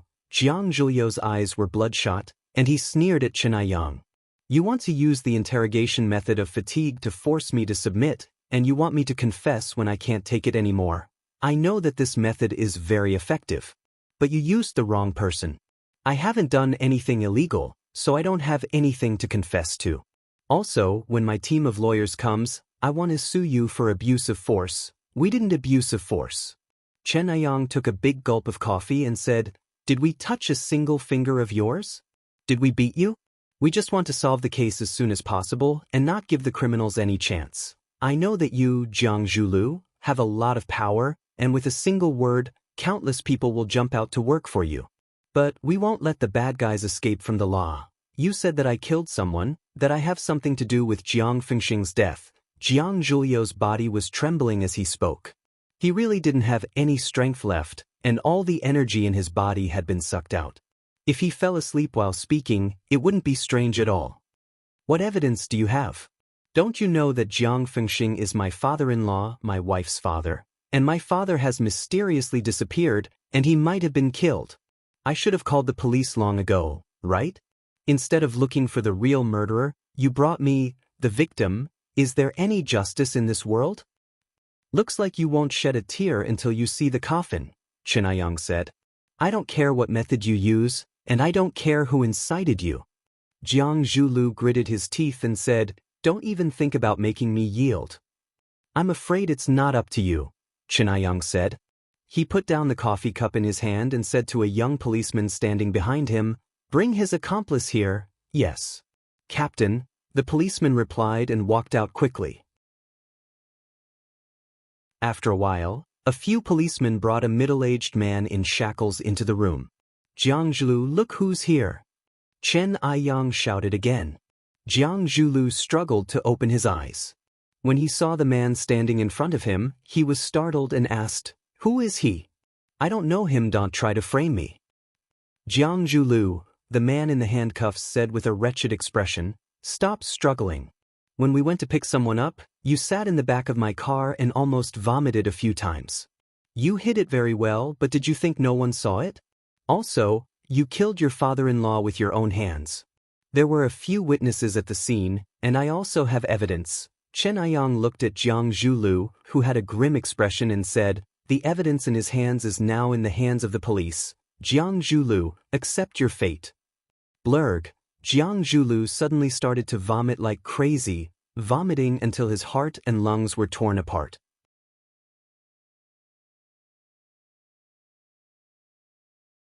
Chapter 613. Jiang Zhulu had not eaten anything for an entire day and night. He only drank a few cups of coffee provided by the police to keep him awake. Therefore, he only vomited out the brownish-yellow coffee juice. He bent over, screamed at the top of his lungs, and vomited over and over again. His appearance was so exaggerated that people were worried that he would vomit out his liver, lungs, and bile. The witness's words reminded him of that day. He remembered how he had sat in the bumpy car to pick up his father, his useless and arrogant father-in-law. In order to maintain his powerful image and not be looked down upon by those arrogant martial artists, he had resisted the urge to vomit. He had held it in until today, but he finally could not control it anymore. He had used up all of his tolerance that day and vomited everything that he had prepared to vomit that day. It was also from that day onwards that he turned into a demon. It was also from that day onwards that his relationship with his wife Shangxin fell to the freezing point. It was like a reincarnation cycle. He had returned to the original path, and all the hard work he had put in between was meaningless. He was a complete failure, and he could not change his fate. "Give him a cup of water," Chen Aiyang said. A policewoman went out and quickly returned with a cup of warm water. Chen Aiyang placed the cup in front of Jiang Zhulu and said, "Rinse your mouth with water." Jiang Zhulu picked up the cup of water and gulped it down. Then he placed the cup on the table and said, "I don't know him, and I don't know what he is saying." The witness was furious and said, "Jiang Zhulu, I am the Eagle King. I am the driver who sent you to pick someone up that day. Do you remember who I am now?" "I don't know who you are," Jiang Zhulu denied. It was impossible for him to admit that he knew this man, even though he had recognized him at first sight. He looked at Chen Aiyang with a sharp and sensitive gaze and said, "Take him away, I don't know him, and I don't know what he is saying." "Jiang Zhulu, you are really stubborn. Do you think that you can just deny it? You definitely don't know that I'm equipped with the most advanced fly-eye electronic camera, right? Originally, I recorded the scene of you killing people to report to others, but I didn't expect to use it on you." Jiang Zhulu struggled to charge at the Eagle King. Just as his body moved, two strong men pounced on him and pinned him to the chair. "Cuff him," Chen Aiyang said. Kacha, with a crisp sound, a steel shackle appeared on Jiang Zhulu's wrist. "You bastard!" Jiang Zhulu gritted his teeth and roared. He didn't expect to be destroyed by his own people. This was a betrayal to him. The Eagle King looked at him coldly and said, "If we were outside, I would have blown your head off with a single shot. In my eyes, you are just a pitiful ant." As if someone had poured a bucket of ice water on his head, Jiang Zhulu instantly became quiet. Since when did these thugs, who only had brute force, start to look down on him? When did this start? Remember, he was one of the 4 prodigies of Huaqing who was envied by countless people. How did he end up in such dire straits? Jiang Zhulu felt a wave of sadness in his heart. His vision darkened and he fainted. He felt his body sinking. It was a black hole that could swallow everything. Pa pa pa. It was a sound that could make one's imagination run wild. Lu Chaoga was sitting on a high chair in front of a floor-to-ceiling window, working. In front of her was an Apple laptop, her hands quickly typing on it. She was working on a feasibility plan. Chaoyan Technology was prepared to invest in their own cell phone research. Chaoyan Technology's core product was the Little Flame energy product. In the past, part of their products were supplied to the military, becoming an important part of increasing Huaxia's military strength. The other part was supplied to the market. Of course, this was mainly reflected in various large-scale machines. For example, ships, planes, hybrid sports cars, or energy vehicles. This was the first time Chaoyan Technology was preparing to put their energy products into civilian products on a large scale. Moreover, it was in the most competitive product field in the cell phone market. What was the most unsettling thing in modern social situations? It wasn't that you couldn't find a toilet when you wanted to pee, nor was it that you couldn't buy a dark beer when you wanted to drink. It was that when you were swiping your phone, the battery of the cell phone beeped and the energy bar turned red. At that time, it was really unsettling, as if there were 1,000 steel needles sitting under your butt. Whether it was Apple's cell phone with the largest market share, or other international or domestic cell phone giants, they all had to face the same problem. The battery life was too poor. Chaoyan Technology started with energy, and they didn't lack the continuous use of energy. Therefore, Lu Chaoga targeted this business opportunity and prepared to produce a cell phone with energy.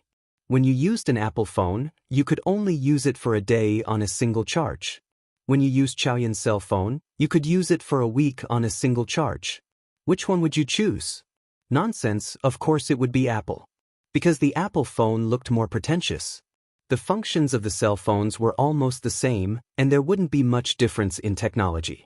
Even the battery life had been solved. Then, there was only one problem that Lu Chaoga had to solve. Could the phone produced by Chaoyan improve the user's pretentiousness? Now there were two plans. One was for Chaoyan to make his own cell phone and start all over again from the model to the internal configuration. The other plan was to acquire a second-rate cell phone company that already existed. He only needed to improve the quality of the hardware and software and install Chaoyan's energy battery. Lu Chaoga was busy with her work when she saw the gate of the courtyard open. Then she saw Fang Yan, the little man she hadn't seen for a while.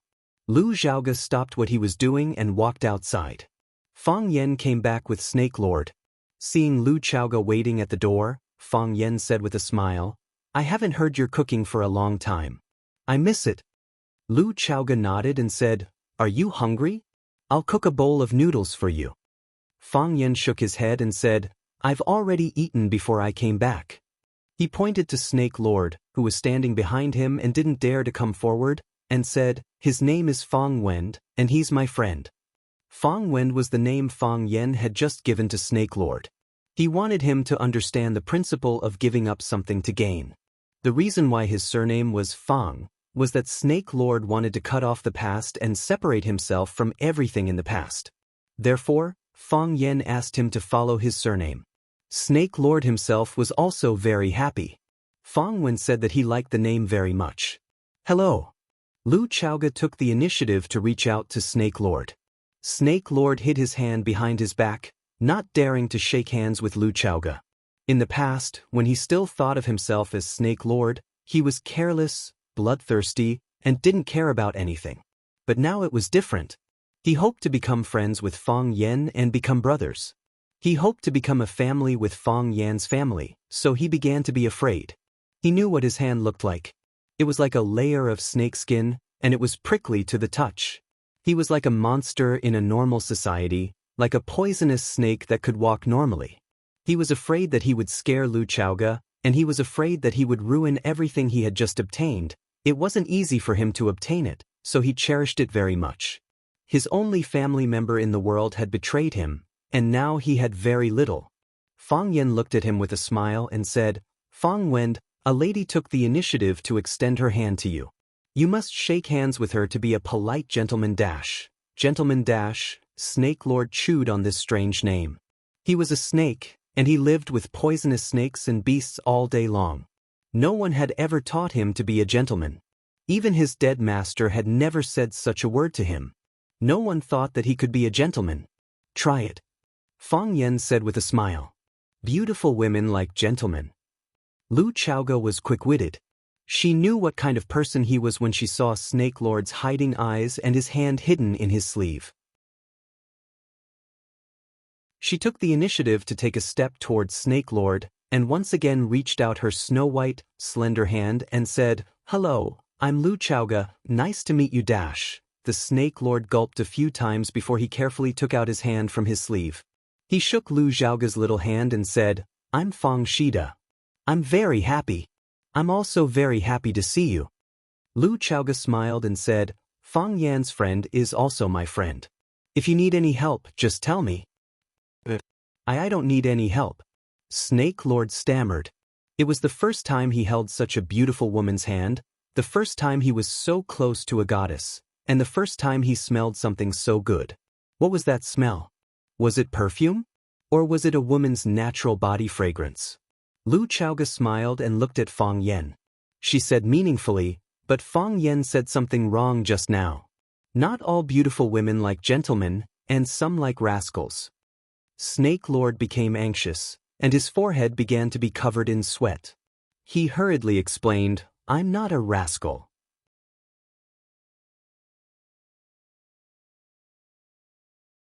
Chapter 614. A man in love has 0 IQ. The Snake King fell in love again, but this time, the object of his love was Fang Yan. He knew that he was strange, and he also knew that he was not very sociable. He was like a lone wolf. No, a lone snake walking in the crowd, but it was difficult to blend in with the crowd. He rarely looked at himself in the mirror, but in his heart he knew that he was definitely not the type of handsome man that women would like, nor was he a man with a six-pack. If a man with no looks, no height, no penis, and no ability to live a good life wanted to win the favor of women, then he could only spend money. However, the Snake King did not have money. No one wanted to look at the Snake King's sharp triangular eyes, and no one wanted to look at his pitted face for a few minutes. Everyone's first reaction when they saw him was to quickly look away. He was a monster in people's eyes. Who would like a snake man? Fang Yan did not despise him and took him in when he was in the most pain and despair. Lu Chaoge did not despise him either. Such a beautiful woman was like a fairy. When she looked at him, her expression was gentle, and her smile was without a trace of hypocrisy. The Snake King liked this family, and he really wanted to integrate into it. Although he knew that it was a big wish, he really hoped that he could become a person that people liked. At least, he didn't want to be a person that people hated when they saw him. Just like how he once hoped that the orphanage's director, Fatso, would like him. Therefore, after Lu Zhaoge specifically explained that some beautiful women liked hooligans, his body tensed up for no reason, and his heart was also hanging high up in his throat. I'm not a gangster. He hoped that Lu Chaoge could see him as a good person. At least, he was willing to be a good person in their hearts. Lu Chaoge was stunned for a moment, and then she laughed. Lu Chaoge looked at the Snake King and said, I know you're not a gangster. How can you be a gangster? You can't even tell that a real gangster is a gangster. After thinking about it, Lu Chaoge explained, I'm just kidding. Don't think too much. Because it was the first time she met the Snake King, she was not very clear about his character. But she would get to know him slowly. He tried not to touch anything that would cause him pain. Thank you, the Snake Lord blushed. Was he thinking too much? Wasn't it annoying to think too much? Then shouldn't he think less? The poor Snake King had turned into a man who was at a loss for what to do with himself. Fang Yan was a generous and stingy man. He generously introduced Lu Chaoge to the Snake Lord and smiled as they shook hands. However, when he saw that the Snake Lord had forgotten to let go of Lu Chaoge's hand, he immediately became petty again. Fang Yan patted the Snake Lord's shoulder and said, As a qualified gentleman, you shouldn't shake hands with a lady for more than a minute, 30 seconds at most. The shorter, the better. Snake Lord was so scared that his body trembled. He quickly threw Lu Chaoge's hand away as if he was grabbing a stove. Fang Yan nodded with satisfaction. He looked at the Snake Lord and praised, You already have the character of a gentleman. The Snake Lord had a simple and honest smile on his face. He was very happy that he could become a qualified gentleman. Fang Yan looked at Lu Chaoge and said, Fang Wen's situation is a bit special. I want him to live with us for a while. Lu Chaoge said, I'll have someone clean up the room. Fang Yan grabbed Lu Chaoge's wrist and said, How about I buy another house in Huacheng? After the heroes and warriors came over, Fang Yan had made such a suggestion. Fang Yan was going to buy another house in Huacheng. He could take Fang Yingying and Fang Haohen to live outside. Because he felt that there were more and more people living in this villa now. It was already becoming overcrowded. Now there was the Snake Lord, and he had to specially prepare a room for him. How about letting him squeeze in with Fong Haohan? In any case, one of them was as thin as a telephone pole, and the other was as short as a sapling. Neither of them was a waste of space. However, Fong Yen quickly rejected this idea. With Fong Haohan's cheap personality and vicious mouth, he would definitely make the Snake Lord suffer a fate worse than death. If the Snake Lord released his snakes and poisoned him to death, it was also very likely that it would happen. Fong Yen couldn't understand. He taught them fairness, justice, courage, and never giving in. How did they all grow up to be like this? Could it be that he was not a qualified teacher? Lu Chaoga was silent. She just looked at Fong Yen with pleading eyes. She didn't want Fong Yen to leave. She wasn't willing in the past, and she wasn't willing now. If Fong Yen left, Fong Yingying and Fong Haohan would also leave. The Snake Lord who came today would also leave. In that case, she would return to her previous life. She liked the feeling of living with Fong Yen very much. She liked to eat Fong Yan's cooking or cook for Fong Yen. Seeing the deep meaning in her eyes, Fong Yan's heart immediately softened. He let go of Lu Chaoga's arm and said, "Then prepare a room for me." "I'll go right now." A charming smile appeared on Lu Chaoga's face as she spoke softly. Lu Chaoga ran upstairs with the nanny to get busy. Fong Yen looked at her back view and sighed softly. They couldn't possibly live together forever, right? "You will stay here from now on." Fong Yen smiled and said, "Jiang Shangxin was very busy. After Jiang Zhulu was arrested and sent to prison, she became the well-deserved leader of the Longtu group. In the past, she had also done business, helped her mother, and even started her own company. However, she had never thought that she would be in charge of an energy company with assets of tens of billions at such a young age. Furthermore, as the energy industry's performance in the global market became more and more eye-catching, the company's market value was also increasing at a speed visible to the naked eye. With Lily's cooperation, Jiang Shangxin quickly had a clear understanding of the company's situation. Those hardcore Jiang Zhulu supporters were purged, and those who were wavering were roped in. Those who were previously ostracized or oppressed by Jiang Zhulu were put in important positions by her. She constantly looked for people to talk to and frequently made phone calls. Orders were issued one after another, and they received even more feedback. Ever since Jiang Shangxin came to the Longtu group and sent Jiang Zhulu away, she had not left until now. She and Lily were in a high-intensity work rhythm, but Fong Yingying was lying on the sofa in the living room, sleeping for 2 days and eating 6 boxed meals. Fong Yingying did not like to eat boxed meals, not because he felt that they were not delicious, but because the portion was too small. It would be gone after a few mouthfuls, and he still had to ask for more. Fong Yingying was also a person who cared about his reputation.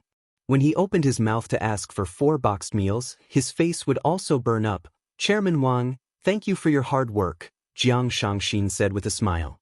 "This is what I should do." Wang Ming, the assistant chairman of the finance department, bowed slightly to Jiang Shangxin and replied with a smile. After the guests left, Jiang Shangxin lay on the sofa in the office, exhausted. At this point, she did not even want to move a finger. Lily pushed the door open and asked Jiang Shangxin, "Miss Jiang, Chairman Jiang, do you want to eat anything?" "No need." Jiang Shangxin waved her hand.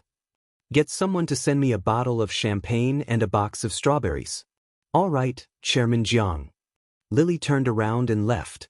When Jiang Shangxin closed her eyes and was about to take a nap, the tall wooden door of the office was pushed open again. With an apologetic look, Lily said, "Chairman Jiang, Mr. Jiang's mother, move aside." A stern woman's voice rang out. As she spoke, she gave Lily's body a heavy push, causing her to fall to the ground. With such a huge commotion happening right under her nose, Jiang Shangxin could not continue sleeping. When she opened her eyes and saw the woman standing at the door, she could not help but frown slightly. Jiang Zhulio's mother was also her mother-in-law, Rinjin. Rinjin stared at Jiang Shangxin with bloodshot eyes and shouted, "Jiang Shangxin, Jiang Zhulu has been arrested, and you still have the mood to lie in his office and sleep?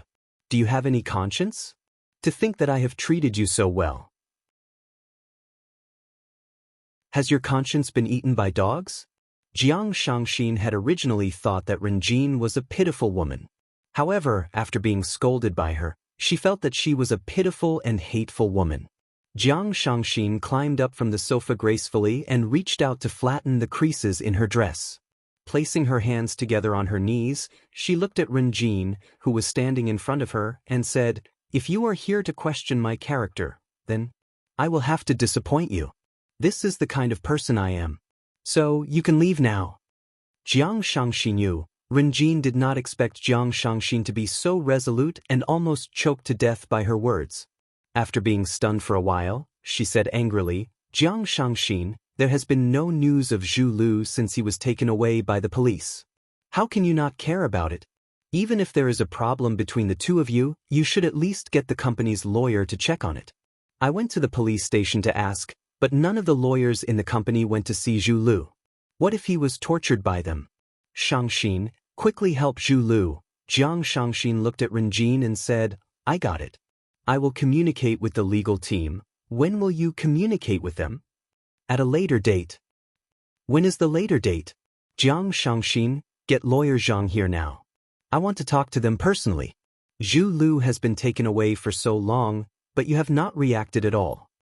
Renjin stared at Jiang Shangxin with a sharp gaze and said, "You are willing to do anything just to get more assets?" Smash. Jiang Shangxin smashed the glass cup on the coffee table and the porcelain cup smashed against the wall. Jiang Shangxin jumped up from the sofa and hollered at Renjin, "You said that I am willing to do anything for some assets? Who is the one who is willing to do anything for some benefits? I'm Jiang Zhuliu's wife, his legitimate wife. In order to curry favor with his master, he actually personally killed my father. He's the one who's unscrupulous. He is not a human, he is a beast. Do you know that your son is a beast?"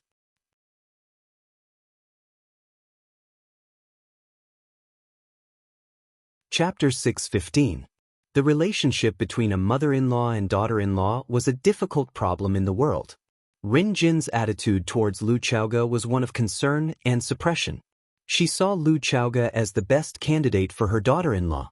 She was willing to take care of her, but she also looked down on her psychologically. She had strict requirements for Lu Chaoge's words and actions. In her eyes, Lu Chaoge was an orphan. She was a child who was adopted by them. Other than them, she had nothing. Renjin's attitude towards Jiang Shangxin was one of love and flattery. Jiang Shangxin was not an orphan. Not only did she have both parents, but she also came from the wealthy Jiang family in the capital. If her son was married to Lu Chaoge, it was a low status, then marrying Jiang Shangxin would be a high status. Therefore, it was true that Renjin treated Jiang Shangxin well. She had never mistreated Jiang Shangxin. Jiang Shangxin had a high EQ and would give her mother-in-law gifts from time to time to please her. As a result, the mother-in-law and daughter-in-law got along well. Renjin was shocked by the glass cup that Jiang Shangxin threw. She did not expect her daughter-in-law, who had always been polite, smart and elegant, to do such a crazy thing. She thought that the glass cup would be thrown at her face. She only relaxed a little when the cup went past her head and smashed against the wall. She stood motionless for a moment, and then, like a bull enraged by red silk, or a firecracker that had been set ablaze, she broke into a rage. "Jiang Shangxin, are you crazy? Do you know what you are doing? Is this how your parents taught you to be a person?" Renjin slapped Jiang Shangxin's face. She tilted Shangxin's head to the side and dodged this fierce attack. "How dare you throw a glass at me? You just sent my son to prison, and now you want to throw a glass at me? Then, you can take away all the assets of the Jiang family?" "Jiang Shangxin, let me tell you, it is not that easy." Renjin raised her hand and slapped the other side of Jiang Shangxin's face. Enraged by Renjin's behavior, Shangxin slapped Renjin's arm to the side. Jiang Shangxin was young and powerful. How could Renjin be her match? Renjin, who usually lived like a prince, was slapped on the wrist. As his body fell backward, he lost his balance in his high heels and fell to the floor with a crack. This time, Renjin truly felt pain from the fall. The grief and indignation in her heart, as well as the endless grievances, suddenly exploded. Renjin sat on the ground and began to cry loudly without caring about his image. "Jiang Shangxin, Go ahead and hit me. You can kill me here today. Rin Jin said in a sorrowful voice, if I die, there will be no one left in the Jiang family. You can do whatever you want. You can do whatever you want. Dragon Pool, alive, dead. Zhu Lu was sent to prison and persecuted by you. Now, you want to kill me as well. Jiang Shangxin, you are the jinx of the Jiang family. How much do you want to harm the Jiang family before you are satisfied? With a stern expression, Jiang Shangxin stared at Rin Jin, who was bawling his eyes out on the floor. She said coldly, no one wanted to send Jiang Zhulu to jail. He sent himself to jail. He has done so many evil deeds, and they will be dug out one by one. Just wait and see. Very soon, you will know how many disgusting things your precious son has stained his hands. Impossible! Rin Jin shouted. Zhu Lu would never do those things. I know his character. Even though he is a little extreme, he is a good person. His company donates to charity every year. He even adopted many children in the poor mountainous areas. Zhu Lu donated the living expenses and school fees for those children. Jiang Shangxin's mouth was full of bitterness. She said in a mocking tone, I know these things better than you. This is what he used to show off when he wooed me. Which woman doesn't want to find a loving man to spend the rest of her life with? Because it would make her feel that he is so loving to others. He is only wholeheartedly devoted to his wife and her family. She didn't expect that it was just a piece of sheepskin that he wore on the outside. It was a layer of gold that he put on his face. Deep down, he is a hungry wolf. He is a devil and a scumbag. Marrying him is the most regrettable thing in my life. Shangxin. Tears streamed down Rin Jin's face as he looked at Shangxin and pleaded, Shangxin, no matter what, you have to save Zhu Lu. Please help me save Zhu Lu. His father is no longer around, he is my only relative. Rin Jin crawled up from the ground and strode toward Jiang Shangxin. Thump. Rin Jin knelt down in front of Jiang Shangxin. Shangxin, I beg you. I will kowtow to you. I will apologize to you. You are a woman too. Can you take pity on an old man like me? If I don't have my son, I won't be able to live on. I will die. Shangxin, can you take pity on me by saving Zhu Lu? Jiang Shangxin looked at Rin Jin, who was crying and begging bitterly. She felt very upset. Rin Jin was born into a good family. She was also a woman who came from a big family. However, she had suffered all kinds of setbacks during this period of time. First, her husband disappeared mysteriously after he went out. Until now, not even his corpse had been found. Then, her son was taken away by the police. There wasn't even anyone to save him. She used to be extremely proud. However, she didn't hesitate to trample on her dignity. Now, she was just a pitiful woman. A mother who prayed for her son's health and safety. Jiang Shangxin squatted down and lifted Rin Jin's arm to help her up. Rin Jin knelt there and refused to get up. No matter how hard Jiang Shangxin tried, she couldn't get up. Jiang Shangxin didn't force her anymore. She looked at Rin Jin and said, I can pity you. However, I will not pity Jiang Zhulu. He has to bear the responsibility for whatever he did wrong. If all the sins committed by the children could be forgiven because of the kindness of their parents, the world would have been in a mess. Jiang Shangxin. Rin Jin gritted her teeth and said, Don't force me into a dead end. Jiang Shangxin looked at her with a serious look on her face and said resolutely, I can tell you honestly that I will not save Jiang Zhulu. I will not send any lawyer from the Longtu group. You better pray that I don't send any lawyer. If that's the case, he might still have a chance of survival. If I were to take action, I would only wish for his death. The former chairman of the Longtu group, Jiang Zhulu, was arrested by the police for a crime of intentional homicide. Jiang Zhulu is the son of the founder of the Longtu group, Qiang Long Tan. Qiang Long Tan disappeared mysteriously. The police suspect that Jiang Zhulu killed his father in order to climb up the ranks. From the 4 talents of Huaqing to the murder suspects, mental emptiness is the biggest incentive for rich kids to commit crimes. Bam! Lan Shanggu switched off the television. He pushed his chair away and stood up. He paced around his luxuriously decorated office. He held a cell phone in his hand. However, he didn't make the call. After hesitating for a long time, he grabbed the car key and walked out. Lan Shanggu went to the garage and chose his favorite military Hummer. He opened the door of the Hummer, started the engine, and rushed out. Screech! Lan Shanggu drove the car to the entrance of an old house. Just when he was about to get off the car and press the doorbell, a bright yellow Lamborghini rushed over. The sharp head of the Lamborghini and the front of the Hummer stood side by side.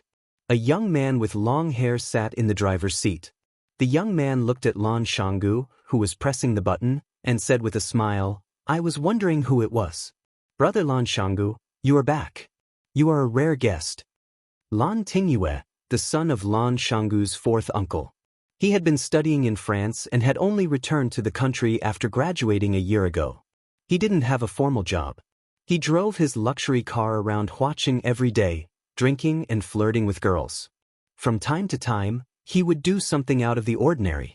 Because he was the youngest boy in the Lan family, he had always been loved by everyone. As a result, he developed the habit of looking down on others and rarely putting them in his eyes. Ever since Lan Shanggu separated from the Lan family, he had never returned to the Lan family's old house. Lan Shanggu had only seen Lan Tingyue twice at the Blue Mountain Club. It was the first time that he happened to bump into him at his doorstep. Lan Shanggu smiled and said, "I came back to talk to Grandpa about something." "Talk about something? What is it?" Lan Shanggu smiled and said, "Kids shouldn't ask about this. Go back and rest early." Lan Tingyue sneered and said, "Lan Shanggu, if you still have a bit of backbone, hurry up and scram. Don't let me see you in the Lan family." "Well, back then, you wanted to ride on someone else's coattails and even didn't hesitate to separate from the Lan family, making the Lan family a joke in the eyes of outsiders. When I came back from studying abroad, do you know what I heard the most? Why did Lan Shanggu separate from the Lan family? Did the Lan family mistreat him? Lan Shanggu, don't you have any shame? Back then, in order to earn more money, you cried and shouted that you wanted to separate from the Lan family. Now that you've separated from the Lan family and you're in trouble outside, you come back to ask for help?" Lan Shanggu looked at Lan Tingyue thoughtfully and asked, "Are you done?" "I'm done. You're no longer a member of the Lan family. So, go wherever you want to go. Whether you live or die, whether you eat meat or drink porridge, it has nothing to do with the Lan family." Lan Shanggu nodded and started the Hummer again. After pressing the reverse gear, the Hummer quickly backed off. "I used to say how powerful the Lan clan's Lan Shanggu was, but now it seems that it's just a spineless coward." Seeing that Lan Shanggu was reversing the car and preparing to leave, Lan Tingyue's heart swelled up infinitely as if he had just won a battle. The Hummer that was reversing suddenly accelerated. The tall front of the Hummer ruthlessly rolled towards the sexy butt of the Lamborghini.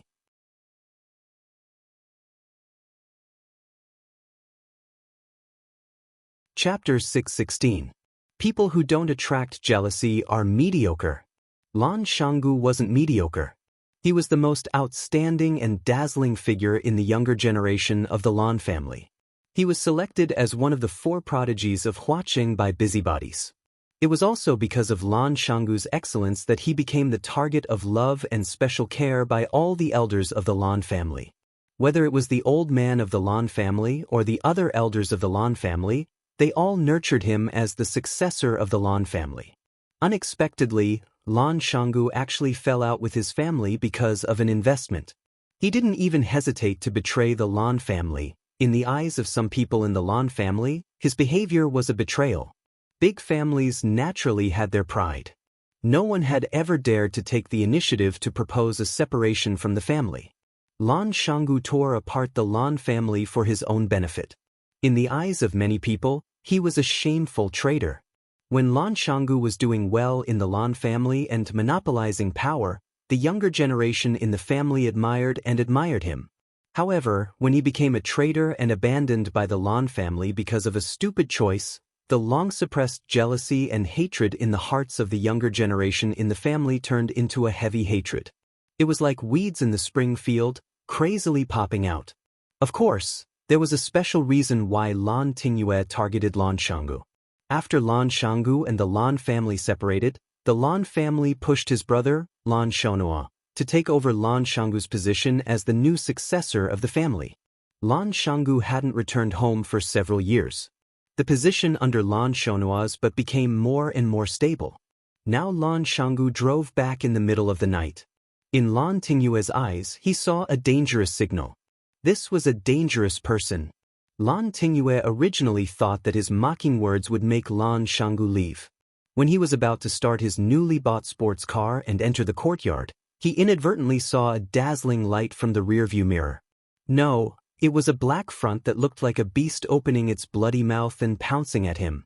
Clang! The tall and rough body of the Hummer rumbled forward. The hard metal bumper fiercely bit the sexy butt of the Lamborghini that stretched out like a wing. Not only that, the Hummer didn't stop immediately after smashing the butt of the Lamborghini. This big monster continued to charge forward under the control of Lan Shanggu. Kacha kacha. The back half of the Lamborghini was rolled up by the mouth of the big monster. The Hummer opened its mouth and continued to roll over Lan Tinghue in the driver's seat. Lan Tinghue was scared out of his wits. His face was pale and his pupils dilated. He pushed the car door open and wanted to escape, but he was pulled back by the seat belt and couldn't move. Lan Mountain Valley. Lan Mountain Valley. Lan Tinghue screamed.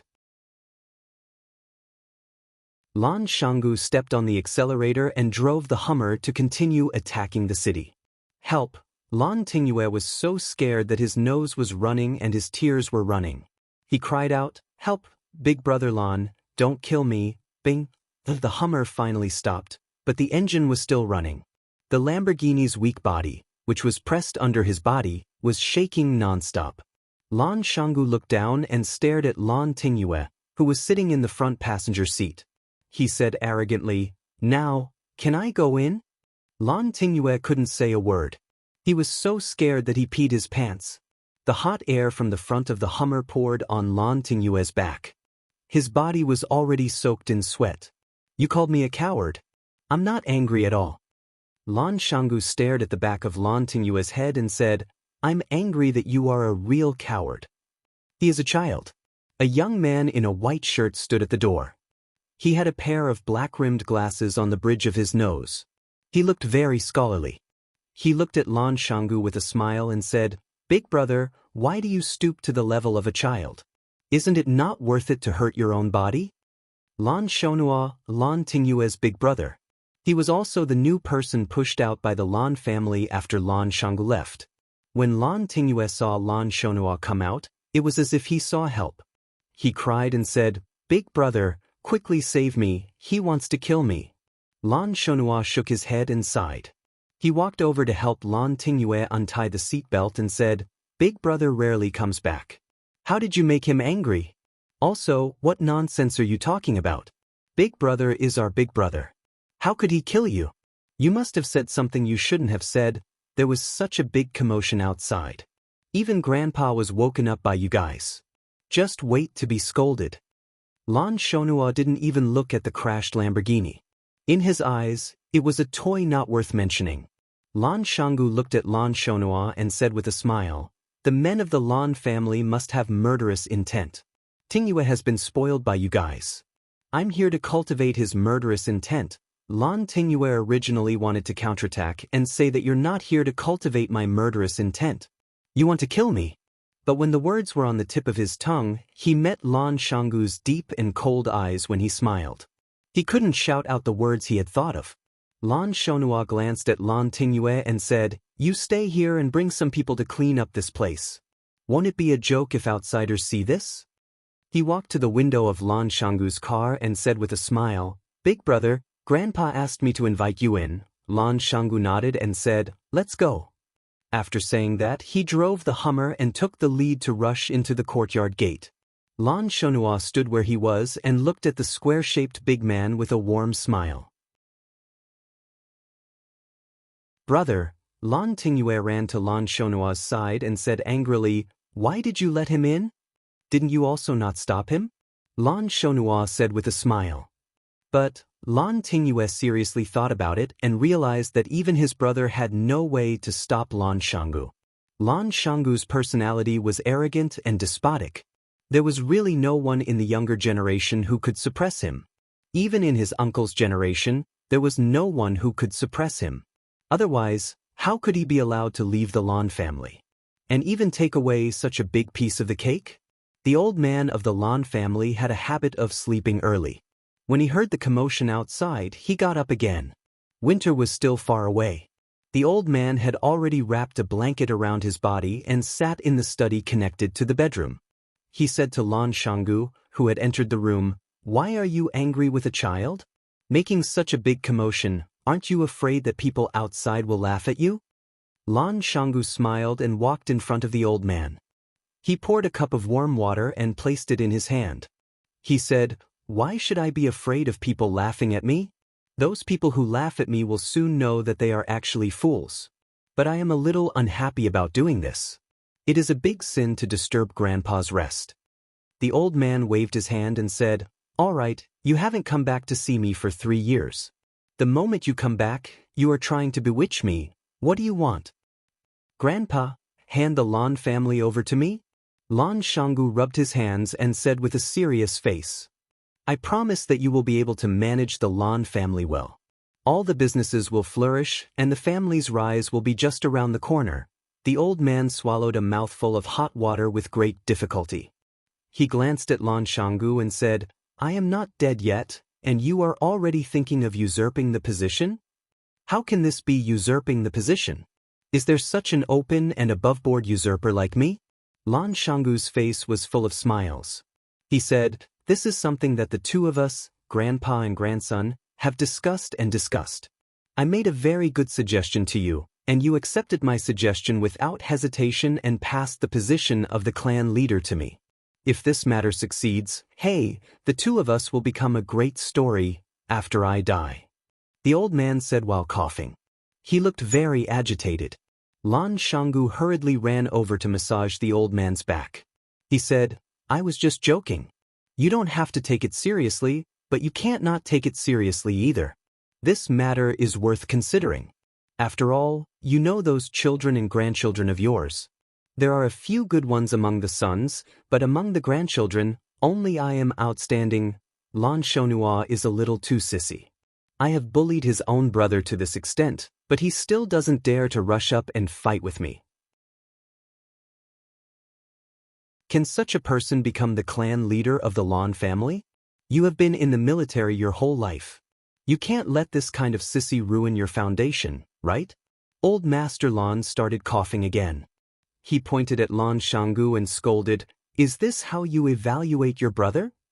"I am just speaking the truth." Lan Shanggu was worried that he had angered Old Master Lan to death, so he really didn't dare to spout nonsense. "Grandpa, since you are not willing to hand the Lan family over to me, then you have to give me some compensation, withdraw the Lan family's shares in the Longtu group, right?" Old Master Lan stopped coughing and stared at Lan Shanggu with a piercing gaze. He asked, "Did that fellow with the surname Fang ask you to look for me? I didn't expect this. I really didn't expect this. That little loach has really grown up and actually has the position of authority in this watching. You won the bet and came back to flaunt your strength?" "He didn't ask me to come." Lan Shanggu sat down in front of Old Master Lan again and said, "Jiang Junling has disappeared and Jiang Zhulu has been arrested and imprisoned. Who is the person in control of the Longtu group now?" "It's Jiang Shangxin, Jiang Zhulio's wife. You must have known long ago, right? Jiang Shangxin has become Fang Yan's woman since a long time ago."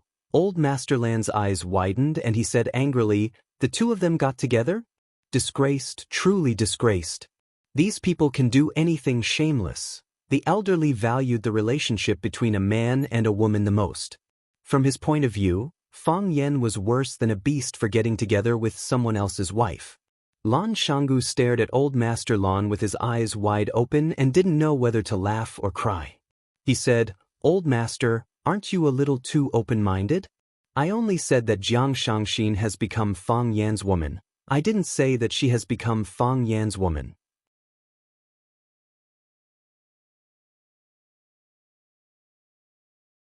Chapter 617. What was the difference between his men and his women?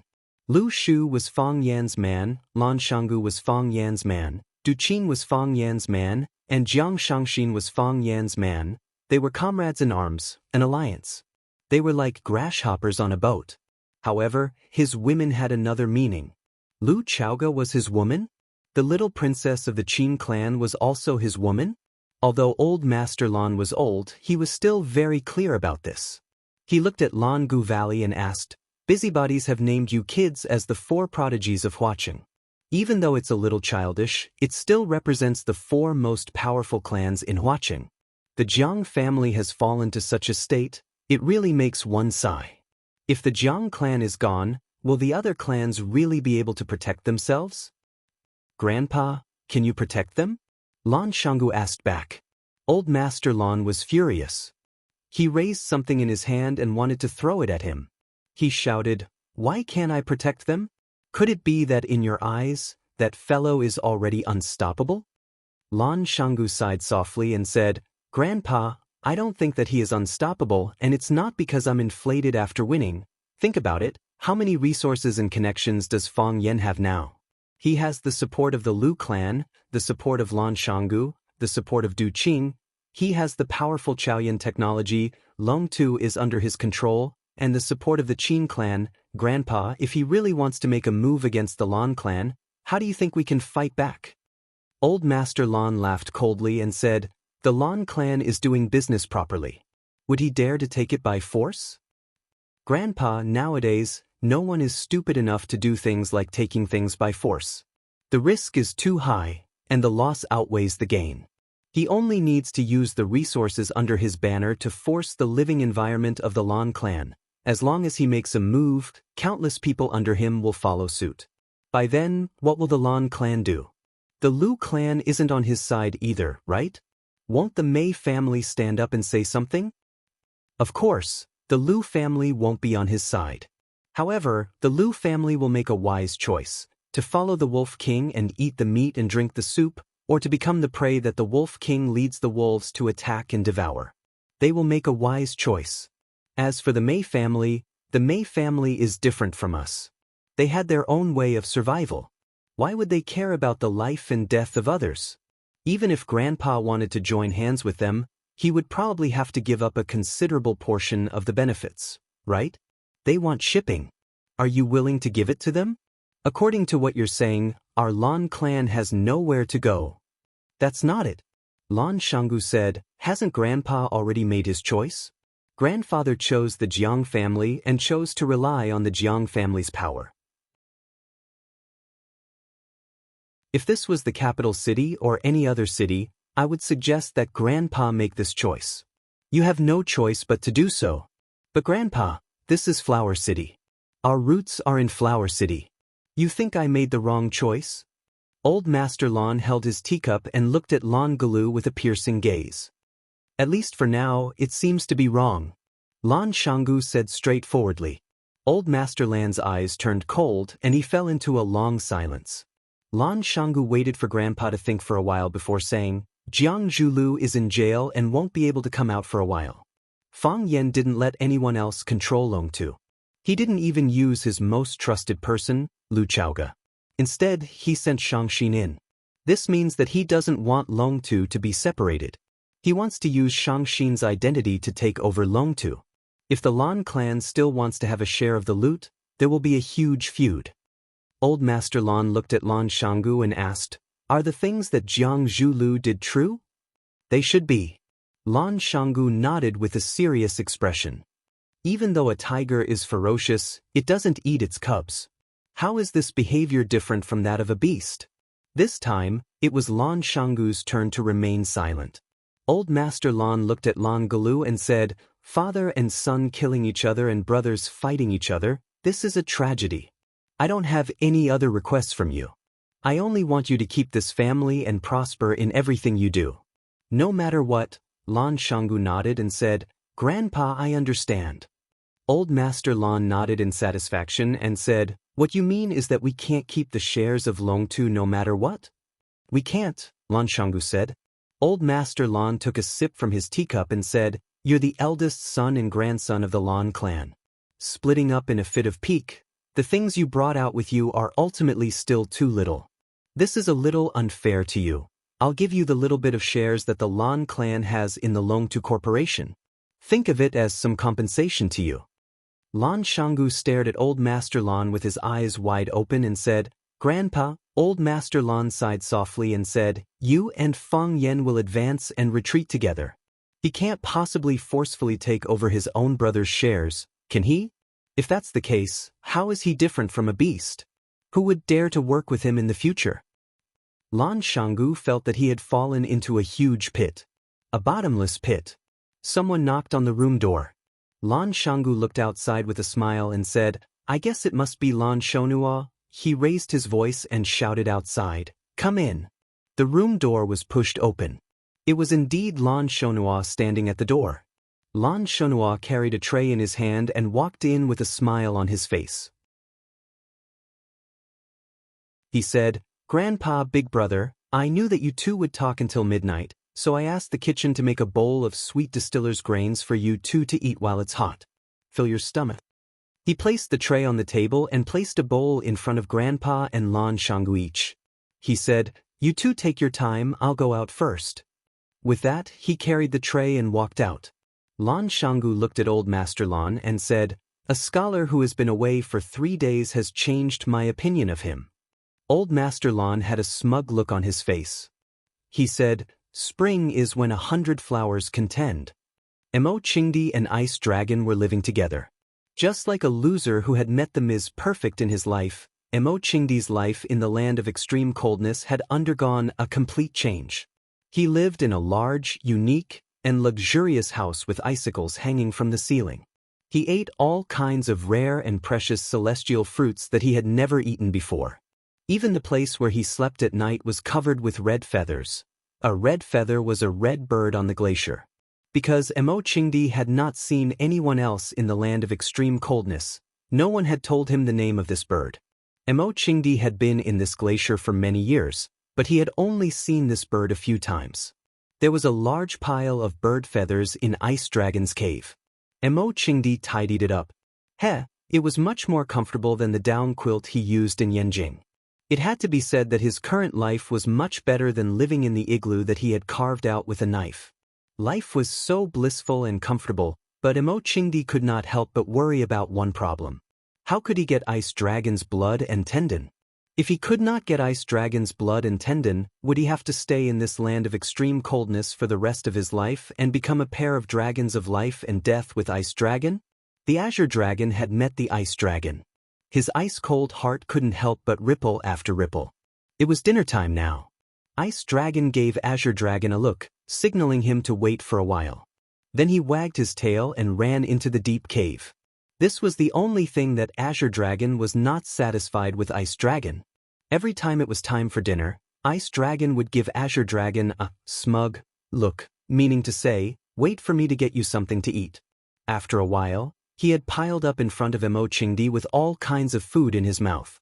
It was said that every dragon had a treasure trove, and inside the treasure trove were all kinds of rare and strange treasures.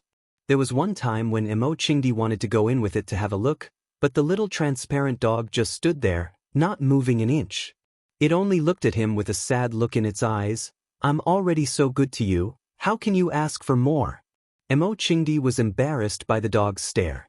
He turned around and ran to a corner to sit down. Only then did the transparent puppy scuttle into the depths of the cave with a whoosh, disappearing without a trace in an instant. Ice Dragon was very fast. He did not have to wait too long before he came back with a big pile of food in front of Mo Qingdi. There was snow snake meat, red silk fish, 9-petal snow lotus, baby ginseng, and red lava fruit. Ice Dragon held a red lava fruit in his mouth and put it in front of Mo Qingdi. Then he rolled his tongue into a baby ginseng and chewed it. Mo Qingdi pushed the red lava fruit back, then reached out his hand to touch the thick 9-petal snow lotus. Ice Dragon saw Mo Qingdi's action and once again held the red lava fruit in his mouth in front of Mo Qingdi. He even winked at Mo Qingdi as if saying, I know you like this, don't be shy with me. Mo Qingdi shook his head and pushed the red lava fruit away again, then reached out to touch the red silk fish. Ice Dragon used his claws to pull the red silk fish under him, and once again pushed the lava fruit to Emochingdi. After doing this, Ice Dragon glanced at Emochingdi with a reproachful look. "Eat it, don't waste my good intentions." "I mean," Emochingdi looked at Ice Dragon and said awkwardly, "can we change it?" Ever since Emochingdi ate the lava fruit on the first day, he came to the Ice Dragon's lair as a guest and expressed high praise for the food. The Ice Dragon would push a lava fruit in front of Emochingdi every time it was time to eat. For the first few days, Emochingdi enjoyed the food quite a lot. The meat was crispy and juicy, and it was a rare and precious fruit in the world. After eating for half a month, Emochingdi could not stand it anymore. He needed a change of taste, right?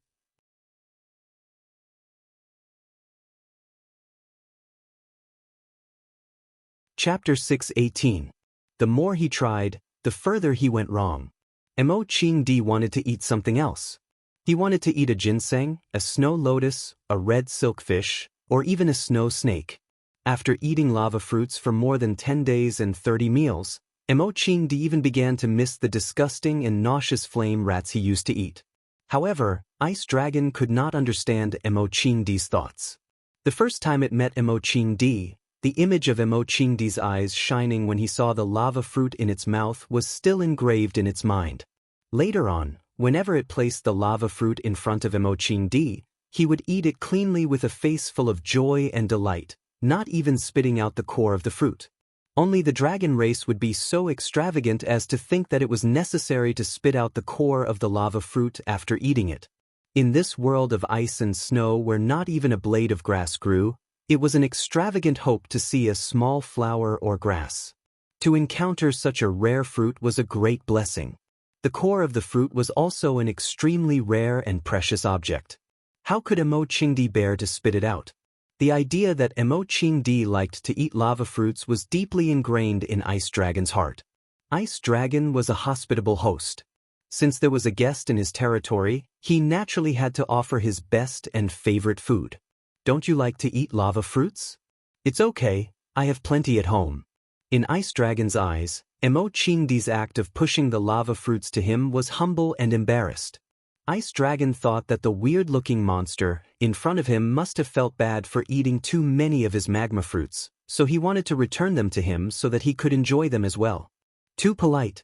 Ice Dragon didn't know how to speak. If it could, it would have said this sentence. It couldn't understand what Emochingdi was saying, but judging from his expression, the Ice Dragon stared intently at Emochingdi's expression. It tilted its head and thought for a while, then lowered its head again and placed the lava fruit in front of Emochingdi. "Don't be polite with me." Ice Dragon wagged his tail. He had an expression that said, "I understand your kindness. Although I like to eat it, I can give it to you since you like it." Emochingdi sighed deeply. He wanted to go home. He returned to his igloo, caught a snow snake or killed a flame rat, skinned it, cleaned it, and froze it. He wanted to eat meat. Seeing Emochingdi's moved expression, Ice Dragon became even more pleased with himself. It jumped up and down on the spot, looking like it was asking for a beating. It used its claws to push the lava fruit in front of Emochingdi, signaling him to pick it up and eat it. "Thank you." Emochingdi took the magma fruit and took a big bite. His mouth was full of juice, but he still felt that there was a bird in his mouth. If only there was a bird in his mouth. The Ice Dragon also began to eat. As usual, it ate the baby ginseng, the snow lotus with 9 petals, the red silkfish, and the snow snake. Feeling that it was still not full, it ran to its mouth and grabbed a few snow-like objects that Emochingdi had never seen before.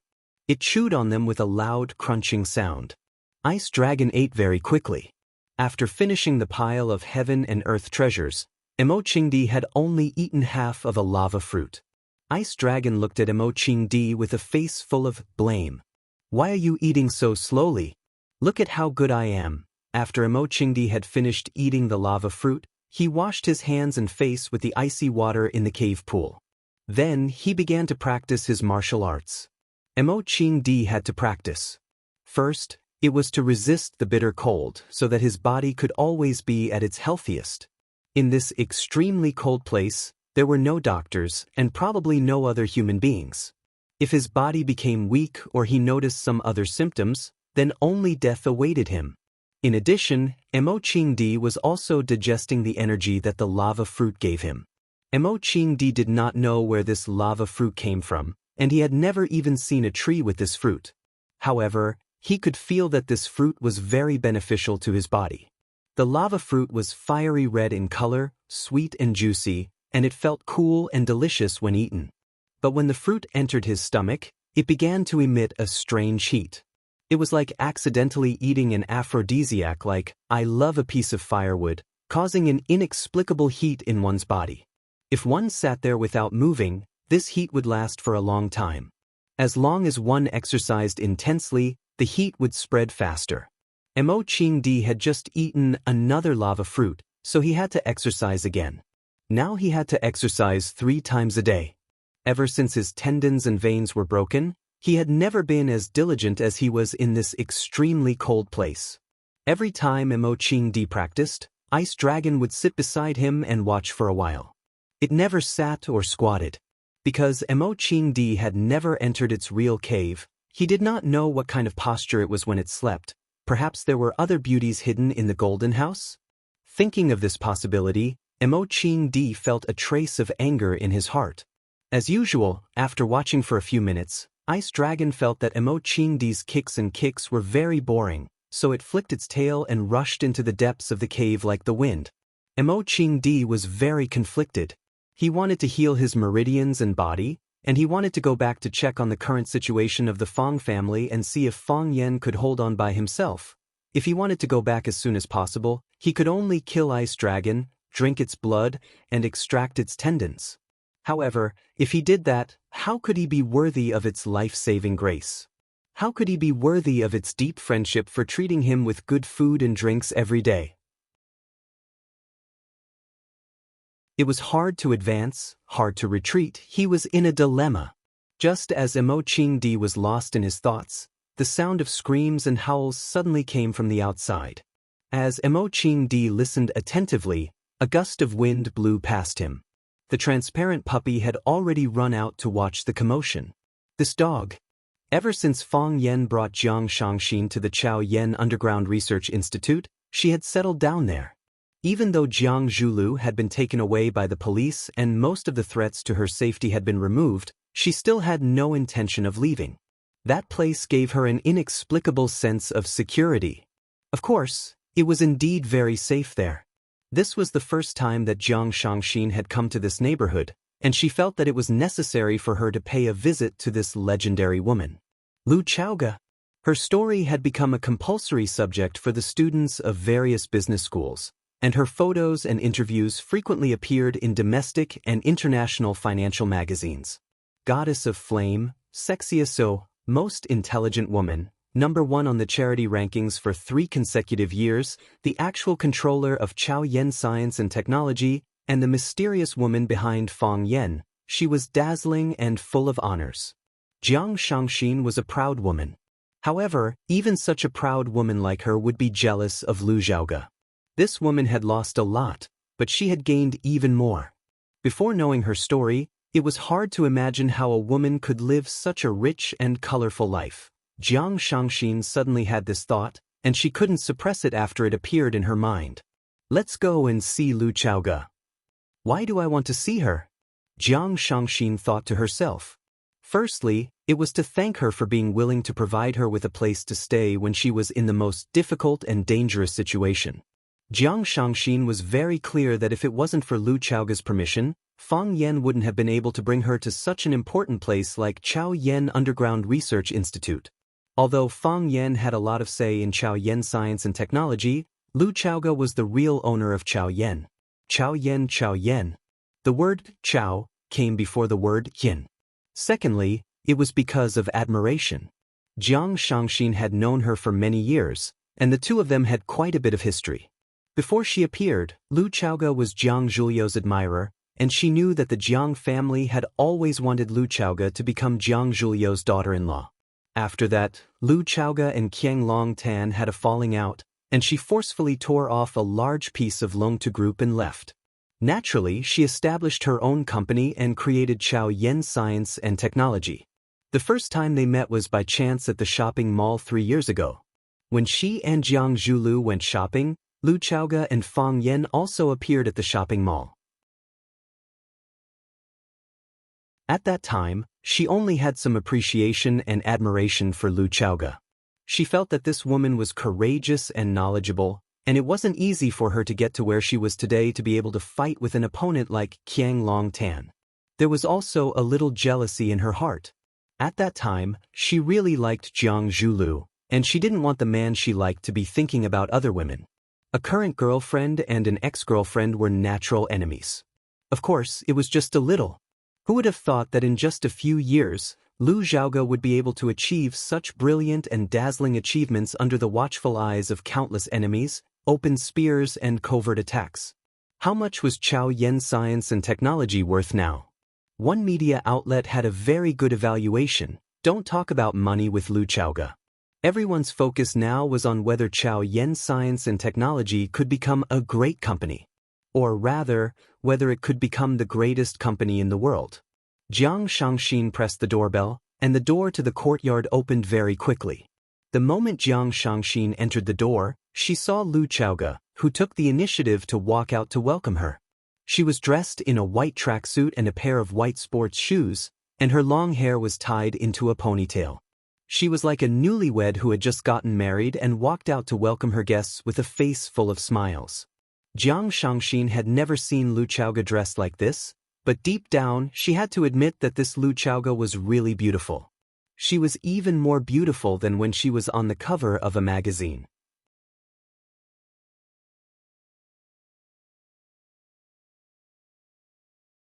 Chapter 619. In the media, Lu Xiaoge was aloof and elegant, just like a goddess in the clouds. While people worshipped her, it also created a sense of unreachable distance. In Jiang Shangxin's eyes, Lu Xiaoge was smart, sharp, and cold. She was good at forbearance. Some people described Jiang Zhulio's father as a scalper and a dog. However, Jiang Shangxin felt that Lu Xiaoge's scheming ability and ability to hide her emotions were not inferior to Qiang Longtan's. When she was still a child, she already knew how to deal with the murderer who killed her parents and won, and finally avenge her parents. How much willpower did it take? There was an old saying that went, "Kings don't meet kings." Because of some reason, Jiang Shangxin would more or less see Lu Xiaoge as her competitor.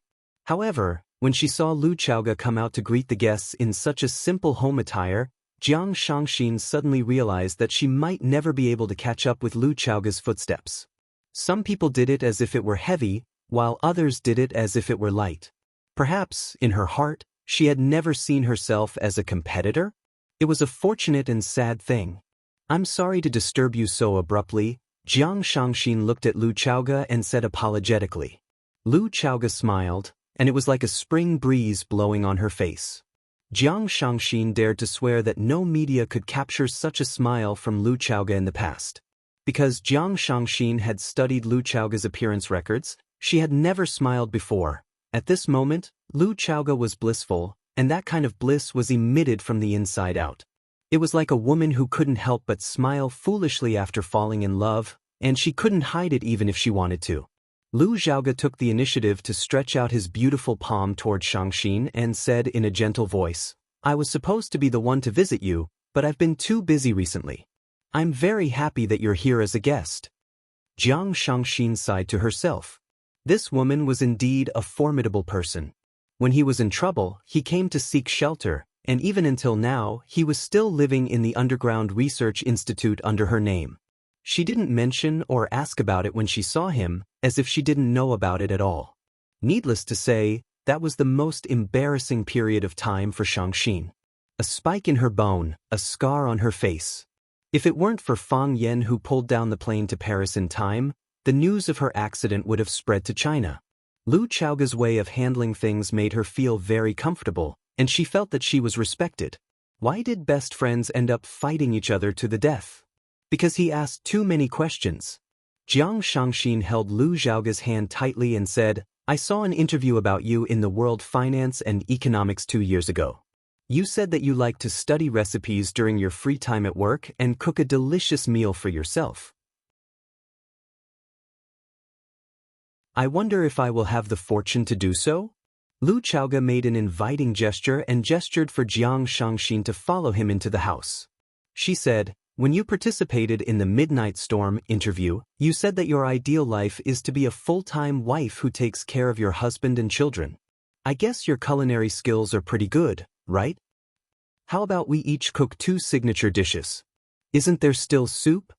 Jiang Shangxin looked at Fang Yan, who was standing by the window on the 2nd floor, and said, "Mr. Fang should be able to make soup, right?" "No problem," Lu Chaoge said.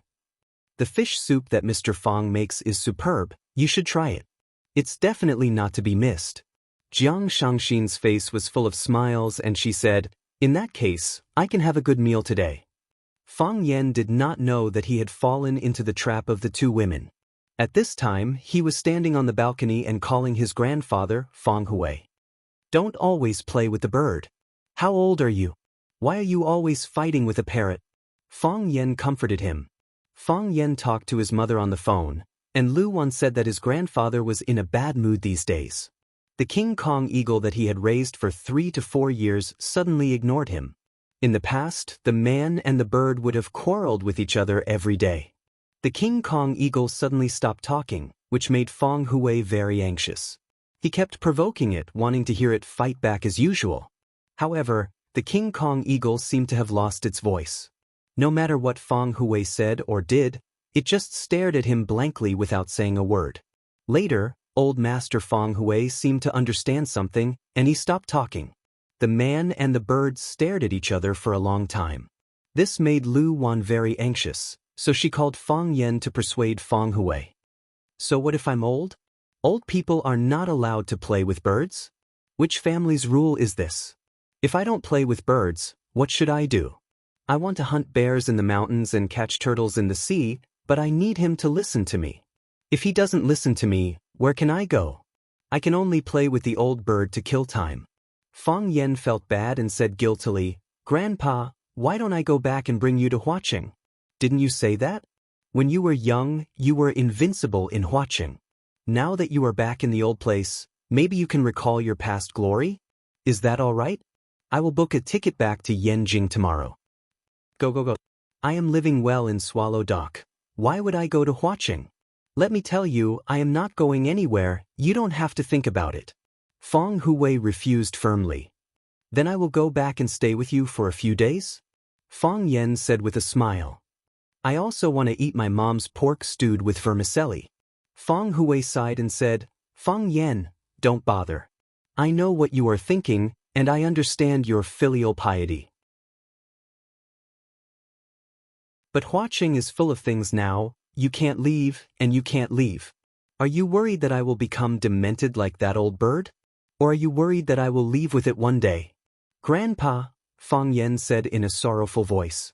His father passed away, Emo Qingdi went missing, and the 2 closest men to his grandpa left. His father was his grandpa's son, and Emo Qingdi was also his grandpa's son.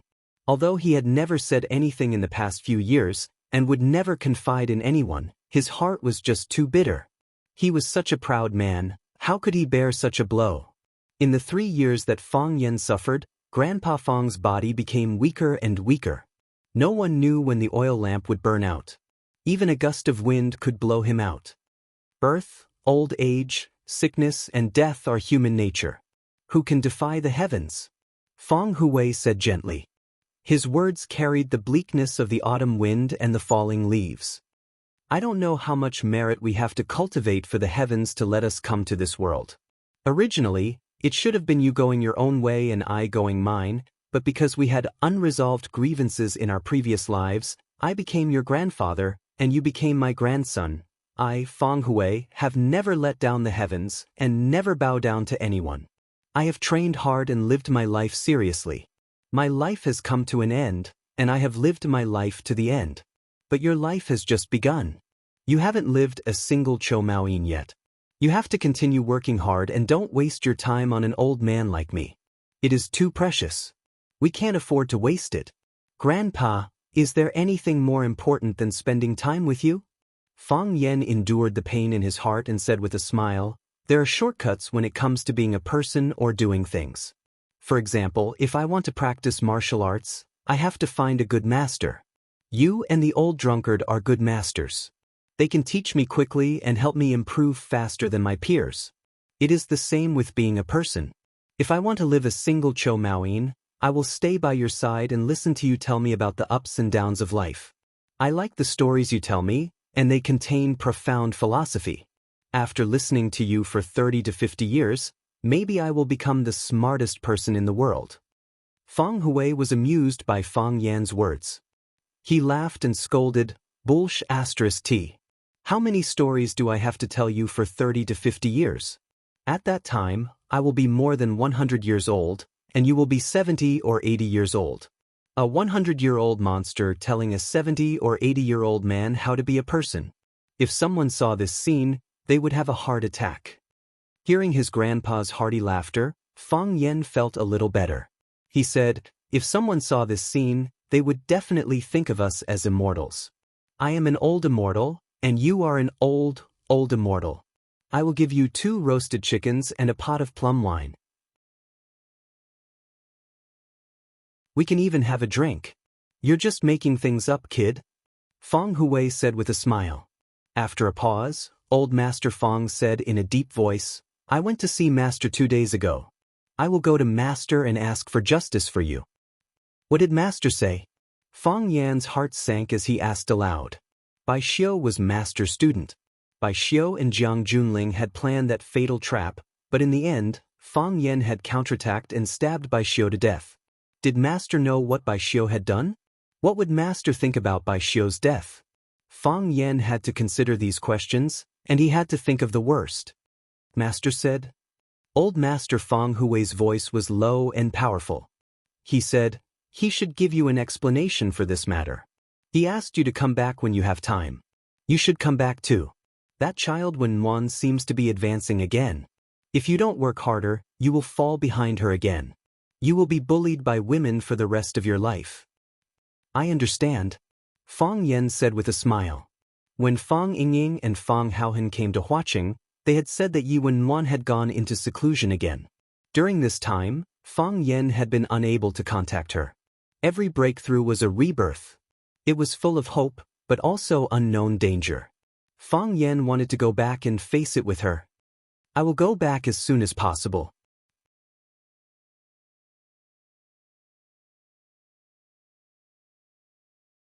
Chapter 620. Every moment in the business world will not repeat itself. The next Bill Gates will not develop an operating system, and the next Larry Page or Sergey Brin will not research on search engines. The next Mark Zuckerberg will not create a social network. You have a better starting point, you have better resources, and you are much richer and stronger than they were when they started. Why must you make a cell phone? When Jiang Shangxin heard Lu Chaoge say that Chaoyan Technology wanted to make its own cell phone brand, she looked at her in disbelief and said, "The competition in the cell phone market is intense now, and more than 90% of the market is occupied by cell phone giants like Apple, Samsung, and Xiaomi. How much effort will you have to put in as a newcomer? How much attention can you attract? There are countless people who want to overthrow the hegemons, but almost all of them have been wiped out. You could have done something that changed the world." "From 0 to 1, Lu Chaoge said. This is the business logic of Peter Thiel, the founder of PayPal and the first external investor of Facebook. He is the greatest investor, and he believes that innovation is not from 1 to n, but from 0 to 1. Are you his believer? Yes, this is a great person, and he always wants to do something that will change the world. He believes that the greatest mediocrity is imitation."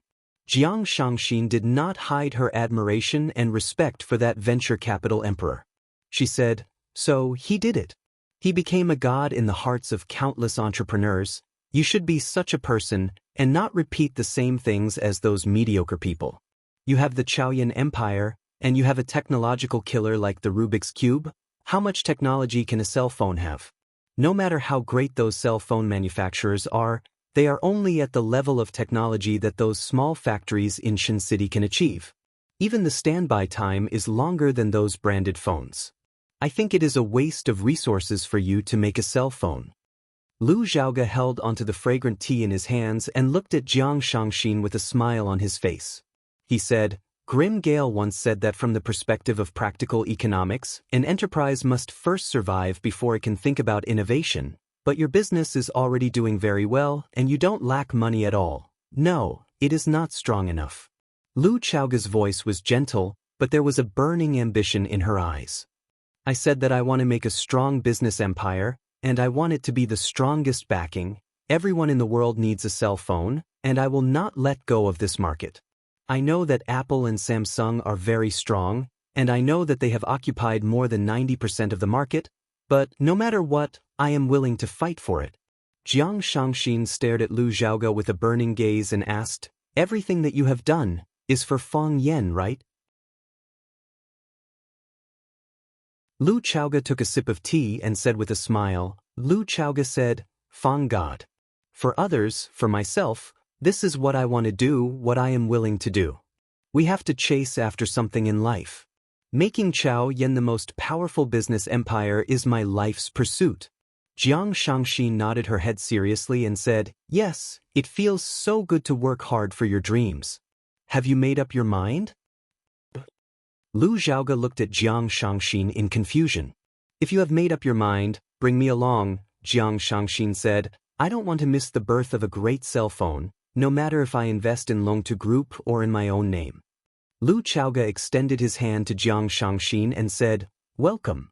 Jiang Shangxin shook Lu Xiaoge's hand and said, So, have you thought of a name for the cell phone that is going to turn the world upside down? Lu Xiaoge shook her head and said, I haven't decided yet. I have a suggestion, Jiang Shangxin said. Fang Yen happened to come downstairs and saw Lu Xiaoge and Jiang Shangxin shaking hands and chatting happily. He smiled and said, Did I see something that I shouldn't have? Jiang Shangxin then let go of Lu Xiaoge's hand and asked Fang Yen, What kind of content do you want to see?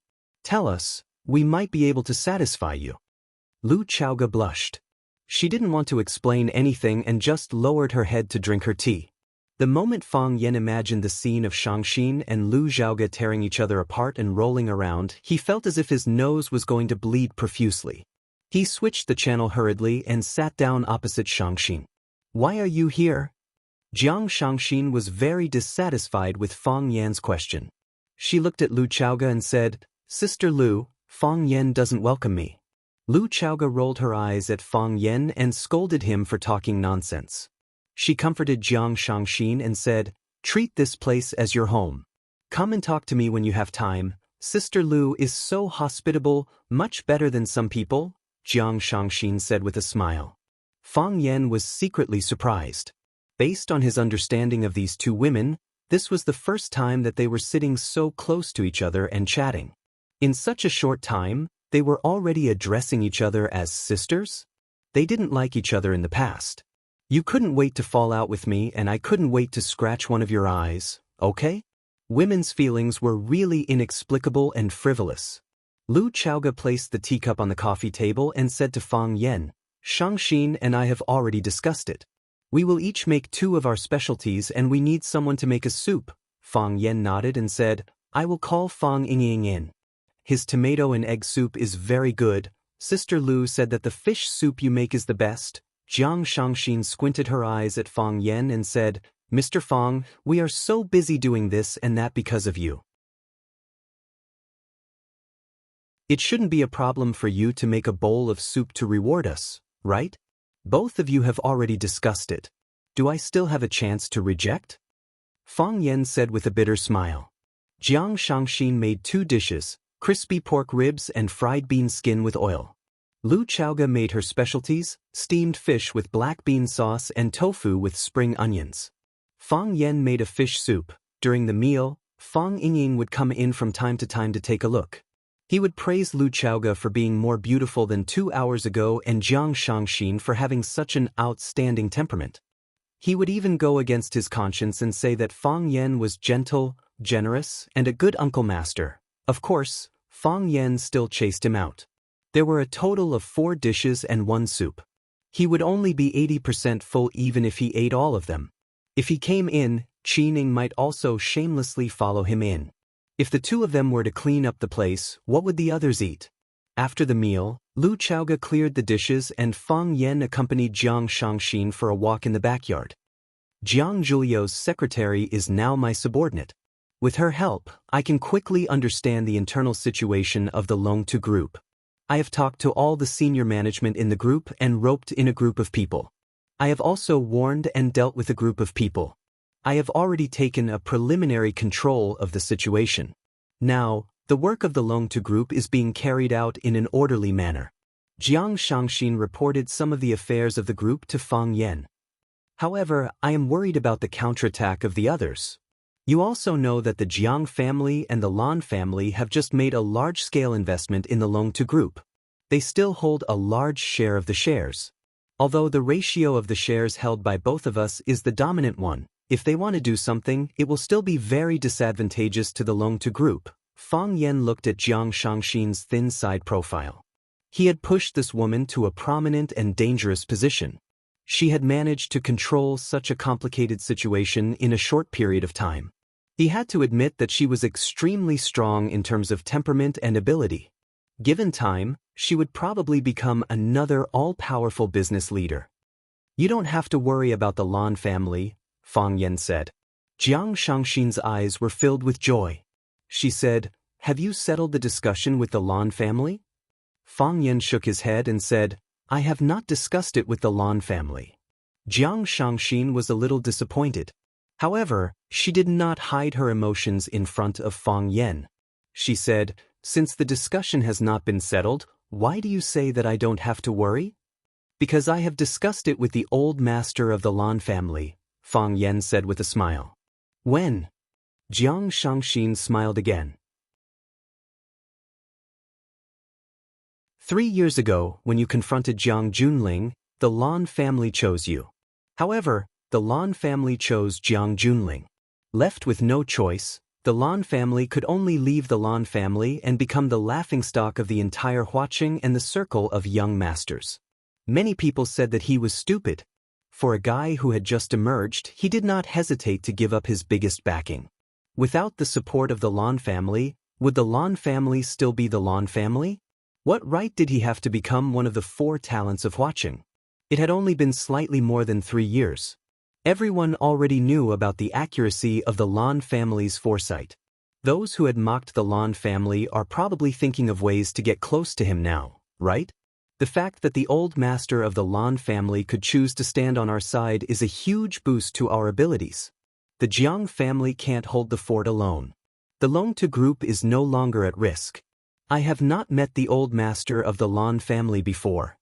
Fang Yan said, "However, since we can address him as the old master, it proves that he is a wise old man. If I were him, the best way to get out of this situation now would be to transfer all the shares of the Longtu group that the Lan family holds to the Lan family. In this way, not only will they not lose their face, but they will also be able to preserve their reputation. Most importantly, he has given me a difficult problem that I have to solve." Jiang Shangxin's eyes flickered. She said, "He is a schemer. In this case, are you going to accept the shares of the Lan family?"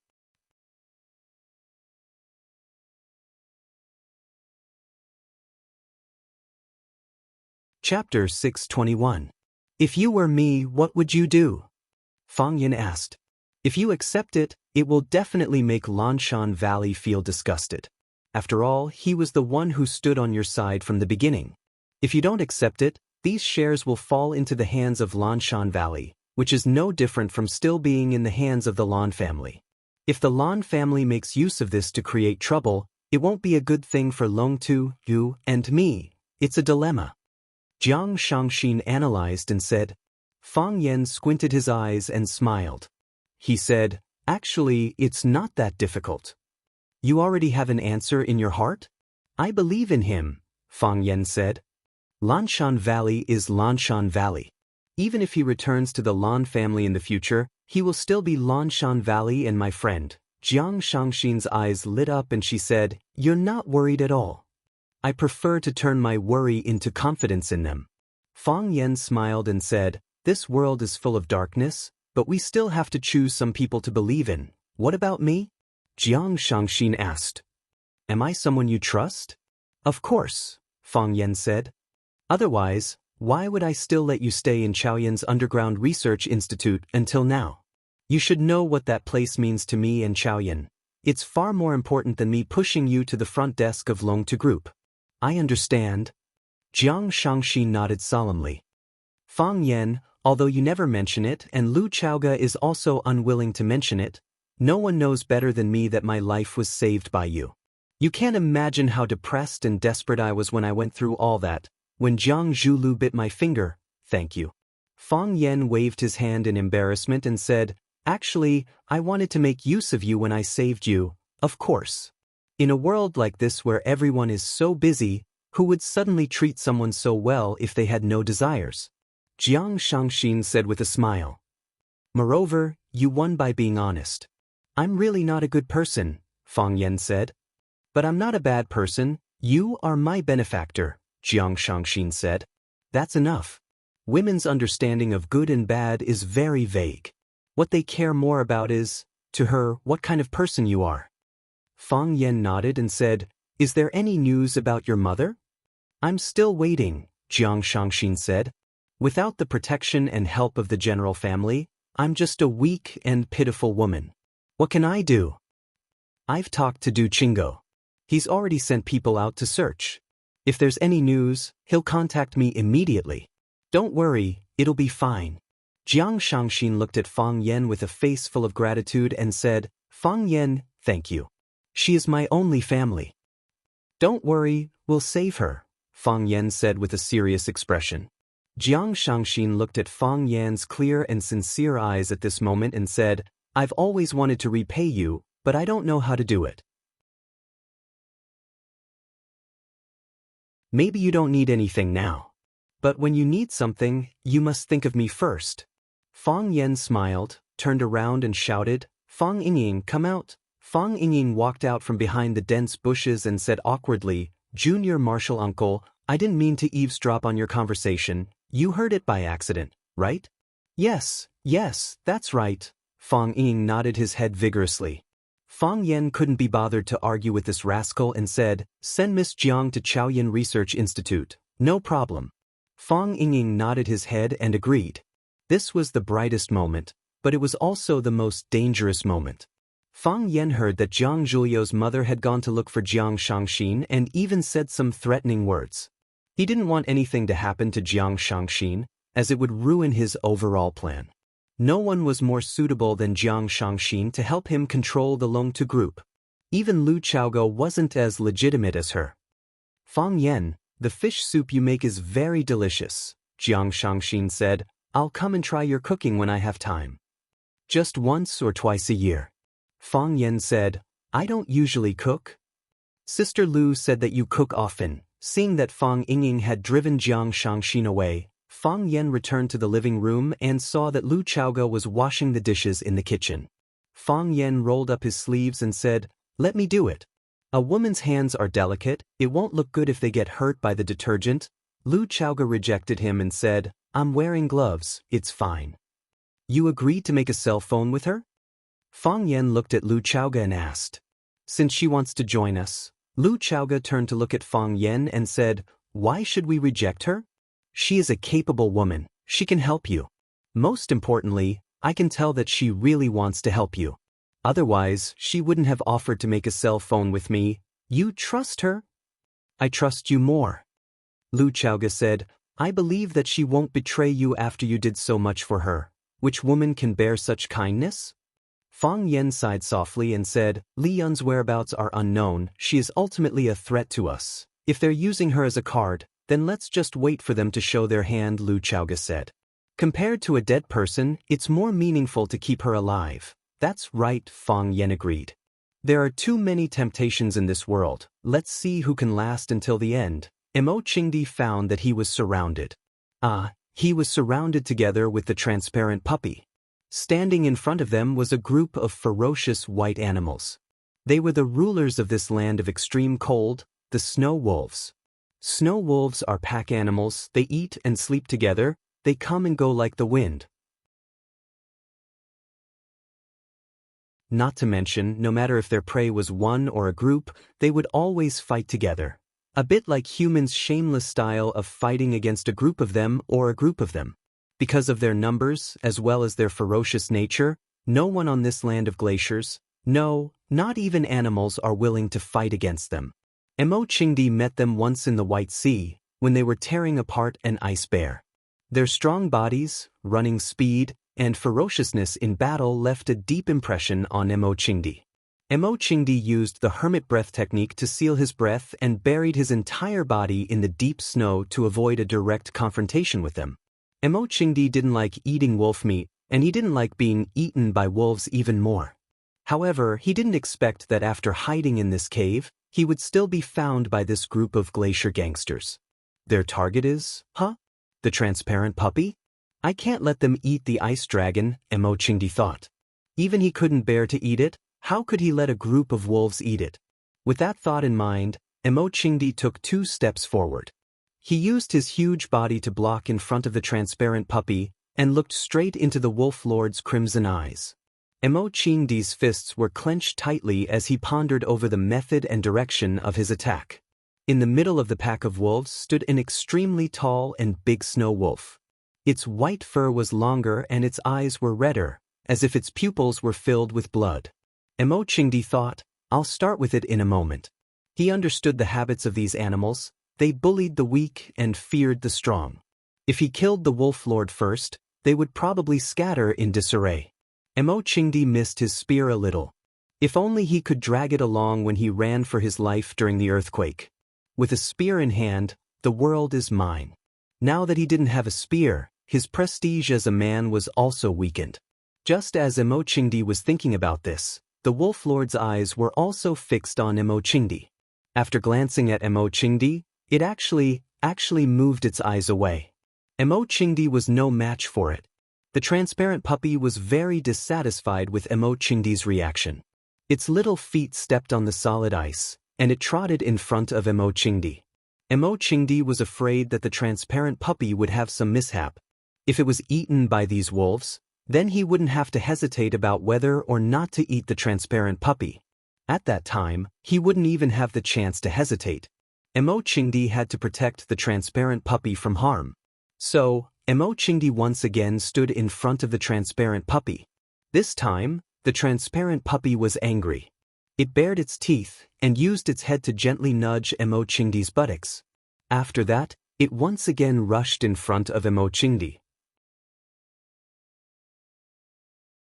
Because this man and dog were constantly trying to stand up for each other, they were getting closer and closer to the position of the wolf pack. Just as Emochingdi was wondering if standing in front of the transparent puppy again would arouse its strong resentment and prevent it from giving him food again, the transparent puppy moved. It actually took the initiative to attack the wolf lord in the middle of the pack. Its body leaped up, and as if there was wind under its feet, it floated in front of the wolf lord. The wolf lord's eyes became even redder. Its body crouched down, and then like a cannonball, it rushed toward the transparent puppy. The wolf lord's body was strong, and its size was much larger than the transparent puppy. In Emochingdi's eyes, the transparent puppy had no chance of winning. It opened its bloody mouth towards the transparent puppy's neck, and its sharp teeth emitted a frightening cold light. "Be careful," Emochingdi shouted. He didn't know what to call its name, but at this moment, the life and death of the transparent puppy made him extremely worried. It was just like how it was Feng Yen, the closest family member to him. In this glacial land, it was indeed his only family. The transparent puppy's neck was bitten by the snow wolf. No, that was just his imagination. Just as the snow wolf's slender teeth were about to pierce through the transparent puppy's neck, the transparent puppy's body unexpectedly drifted again, and in a flash, it jumped on top of the snow wolf's head. A dog stepping on the head of a wolf, such a scene, was really quite creepy. It was the great wolf lord, and it was actually being stepped on by a dog. The wolf lord was really angry. Woo! It looked up to the sky and howled, as if it was going to tear its skin and drink its blood. Woo! The majestic howl with hidden anger turned into a painful whine, because the ice dragon had bitten off half of its head.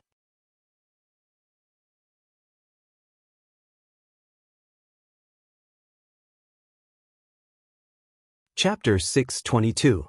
The whole body of the puppy was translucent, and its snow-white skin looked like it would crack at the slightest touch. Its eyes were so innocent, and its body was so thin and weak. It looked a little proud and a little proud. It looked so pitiful that people couldn't help but want to protect it. It was obviously the little submissive dragon of the ice dragon world. If it was a dog, then it would be a little submissive dog. The roar at the front turned into a sad whine at the back. The huge body of the Wolf King, which was majestic and arrogant a moment ago, fell to the ground. The change in style was too fast for people to accept. Half of the Wolf King's head was in the sharp mouth of the little transparent dog. When the Wolf King fell to the ground, the dog had already floated in front of Emoching like a gust of wind. The little transparent dog spat out the Wolf King's head in disgust, and used its tongue to roll up a ball of ice and snow on the ground and put it in its mouth. After it spun a few rounds, it actually spat it out with a "piu" sound. It actually knew how to rinse its mouth? Emoching blushed. He couldn't brush his teeth after coming to this land of glaciers. Every day, he just grabbed a handful of ice and chewed it in his mouth. He felt that he was not as clean as the little transparent dog. Ice Dragon turned his head to look at Emoching with a smug look on his face. It spat at Emoching as if to say, "Look how powerful I am." Emoching's mouth twitched, but no words came out. Defeating the Snow Wolf King in one round, it certainly had the right to show off. The tragic death of the Wolf King immediately made the wolves restless. They retreated in unison, staring fiercely and vigilantly at the little transparent dog in front of them.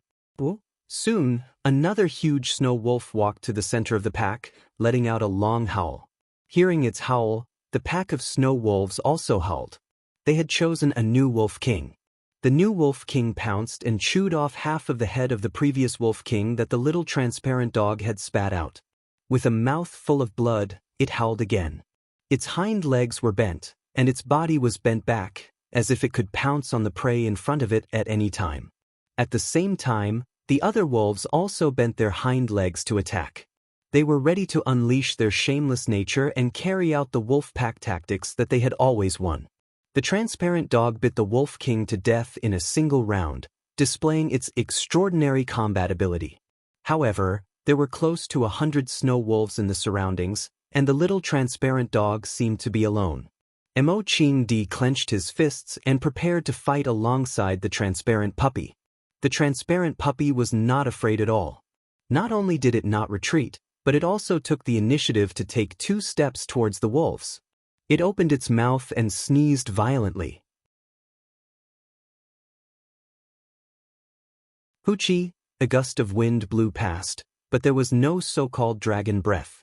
Emoching was a little disappointed. Was this really an ice dragon? The transparent puppy was obviously a little embarrassed as well.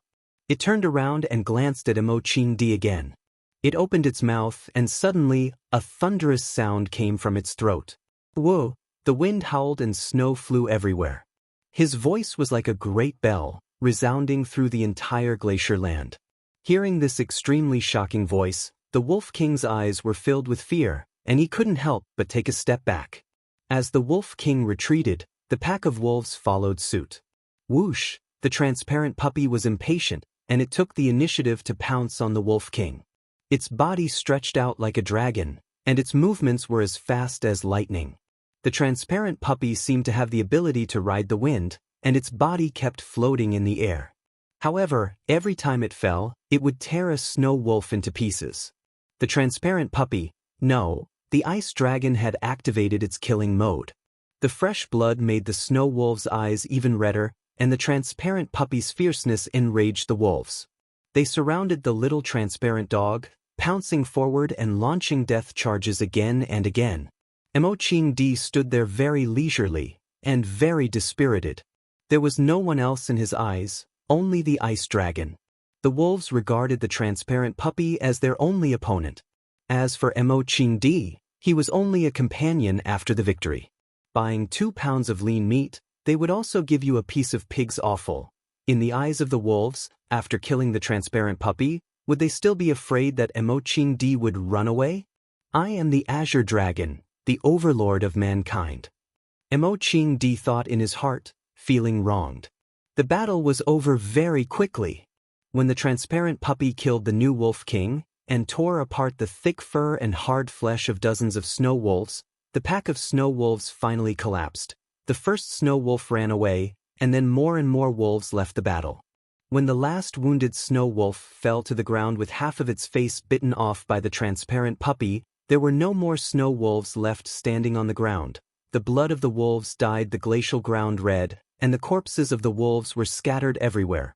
The transparent puppy stood in the middle of the battlefield, with the posture of a god of slaughter. Mo-Ching-Di sighed softly. This was the demeanor of a divine dragon.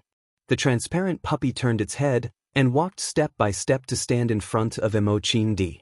Mo-Ching-Di stared into its eyes, and suddenly felt that the transparent puppy was no longer the transparent puppy he knew when he first met it. It had grown up and become a real dragon. Ice dragon. The transparent puppy stood in front of Mo-Ching-Di, and looked at him with resentment, and then stretched out its head to rub against Mo-Ching-Di's thigh. "Are you a dragon?" Mo-Ching-Di shouted in his heart. "You are the legendary ice dragon, a noble creature written in the records of strange creatures. Where is your pride? Where is your dignity?" Mo-Ching-Di was confused in the wind. Blue Sky Club. In a private room that was isolated from the outside world, Fang Yen was performing the tea ceremony with smooth movements. With the rise of his status, the current Fang Yen almost didn't need to make tea himself. No matter which club he went to, there would be a professional tea master standing by his side to serve him. Today, Fang Yen was in a good mood, so he took the job from the tea master and brewed a pot of good tea himself to share with his friends. Fang Yen brought the transparent glass teacups to Lan Shanggu and Lu Shu, and even gave the tea master next to him a cup. The elegant and beautiful tea master wearing a cheongsam looked at Fang Yen with excitement and asked, "Sir, did you just use the eye-pointing technique?" Fang Yen smiled and said, "Outside, it is called the eye-pointing technique. We call it the Phoenix 3 nods. When you point the water, doesn't it look like the phoenix nodding? Of course, it also looks like a chicken pecking rice, so some people call it the chicken eating rice. 3 points of water, and each one is very particular. The angle, the temperature, and the bearing are all indispensable. I heard that this eye-pointing technique is very difficult to master. I didn't expect to see it today." The tea master held the cup and greedily sniffed the tea, then said, "Let me offer you a cup." Then she drank the tea in one gulp. Fang Yen smiled and took a sip of the tea, then said, "No rush, be careful, it's hot." Lan Shanggu laughed and said, "They say that this is a society that values appearance, but I don't think so. If you are talented, you can still win the affection of beautiful women, right? Hope, don't you think that young Master Fang is very powerful? He's not married yet. Do you want me to help you two get together?" The tea master blushed and said coquettishly, "Young master, don't laugh at me. Hope's beauty is ordinary. How can she be a good match for Mr. Fang? He likes tea. You also like tea. You are people of the same mind. How can you say that you are not a good match?" Lan Shanggu said teasingly, "I can see that Hope really likes our young Master Fang. Listen, she only said that her beauty is ordinary, and she is afraid that she is not a good match for Mr. Fang. If she is a good match, she is very willing to be a good match." Zhao Shiji took the initiative to pour tea for the people in front of her, then said, "You guys talk, I'll go out first." After saying that, he hurriedly ran out. Women are the best mediators. After joking around with Zhao Shiji for a while, the atmosphere in the room suddenly became relaxed and cheerful. Lan Shanggu held the tea cup and carefully sipped it, then said, "Young master, I don't know much about tea, but I have drunk countless tea, but I have never drunk this kind of tea. The leaves look ordinary, but the taste of this tea is the best I have ever tasted. It is the best tea I have ever tasted." Fang Yen smiled and said, "This is ambergris. It is not famous in the outside world, but it is a first-class tea. How can such a good tea not be famous?" Lan Shanggu asked strangely. "I will find someone to collect some, and in the future, I will specially provide it to the customers of the Blue Mountain Club." Fang Yen shook his head and said, "No need. But there are only 3 mature dragon trees in the world. One is inside the Red Wall, the other 2 are in the Taoist temple. Don't even think about the one inside the red wall, there are countless eyes watching it. Not enough. As for the two in the Taoist temple, don't even think about it. If anyone dares to touch their dragon tree, those old Taoist priests will fight them to the death. Maybe before you even touch the dragon tree, you will be thrown into the deep valley. It really is the best in the world, Lan Shanggu sighed and said, unfortunately, I don't have the luck to see it. I have never seen a dragon tree before, I only stole a little bit of ambergris tea from the Taoist priests. I thought you might not have seen it, so I brought it out for you to try. Isn't this harming people? Lan Shanggu smiled bitterly and said, after drinking this ambergris tea, how can other tea be tasted? If I knew this would happen, I wouldn't have drunk it and just drank my big leaf tea. There is no difference if there is no comparison after all. Fang Yen smiled and said, if you really like it, I will think of a way to get more for you. No, no, Lan Shanggu hurriedly waved his hand. This thing is addictive. The more I drink, the more I get addicted. If I get addicted, and young Master Fang suddenly stops giving it to me, then wouldn't my life be worse than death? That's why I don't want something that I can't handle. Young Master Fang, don't you think this makes sense?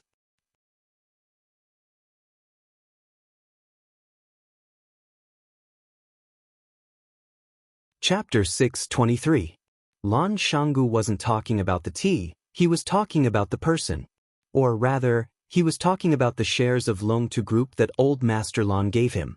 Just like the Dragon Birth tea, it was a good thing, but not everyone had the fortune to enjoy it. Old Master Lan knew that Fang Yen was very powerful in Huaqing now. If Fang Yen was determined to kick them out, it would be almost impossible for the Lan family to keep their shares of Longtu Group. So, old Master Lan did him a favor and directly transferred the shares to Lan Shanggu. Didn't you call Fang Yen your brother? Then let's see if you can keep the share. After Lan Shanggu received this share, it was like he had received a hot potato. He couldn't throw it on the ground because it would break into pieces. But he couldn't just open his mouth and swallow it. That would burn his mouth and even hurt his lungs. The most important thing in this matter was Fang Yan's attitude. But he couldn't directly ask Fang Yan's attitude. If that was the case, wouldn't he be treating Fang Yan as a narrow-minded person? Using tea to judge people, using tea to explain things. It was a good move that was logical and logical. Hearing Lan Shanggu's words, Lu Shu couldn't help but laugh and said, Lan Shanggu, keep your wretched thoughts to yourself. Didn't you just want to ask young master if you can swallow the big piece of meat that Lan family gave you? If you have something to say, just say it. Is there a need to be so secretive? Lan Shanggu laughed and said to the willow tree, Brother Lu Shu is indeed a straightforward person, saying whatever comes to your mind. I was indeed asking to be humiliated by playing these little tricks in front of the young master. No wonder even Brother Lu Shu couldn't stand it anymore. Since Lu Shu and Lan Shanggu had spoken openly, then Fang Yen had to give a direct answer. Fang Yen looked at Lan Shanggu and asked with a smile, What are you worried about? The smile on Lan Shanggu's face froze. I'm sorry, young master, I made things complicated. I understand your character, but this is still my fault. There's nothing wrong with it, Fang Yen said with a smile. The portion that you obtained originally belonged to the Lan clan. Whether the Lan clan gives it to you or to others, that's their freedom. We are merchants, not enemies. Since they've given it to you, we're Longtu Group's business partners. It's the same as our cooperation on Chaoyan technology. What's there to be sorry about? Young master, I am worried that you will misunderstand my relationship with the Lan clan, Lan Shanggu said honestly. After all, this was a bomb. It was better to take the initiative to explain it to Fang Yen. How can blood ties be severed so easily? Do you think that you and the Lan clan are no longer related to each other in my eyes now that you and the Lan clan have separated? Fang Yen narrowed his eyes as he sized up Lan Galu. On the contrary, you will make me wary and vigilant. If you treat your own parents and family like this, how good can you be to others? Young master, the Lan clan is your home in Lan Galu. It's natural for you to have connections and cooperate with them. I won't be so heartless to the point where you have to make a choice between me and your family. Do those women who do such things have a good ending? You don't have to do something like not going home for 3 years anymore. That doesn't prove your loyalty, it only proves that you're cold-blooded and heartless. I know what you're worried about. Your worries are unnecessary. Since the Lan clan's old man has transferred that portion of the shares to your name, then you should accept it properly. I'm happy to see you accept it, and I also want to congratulate you.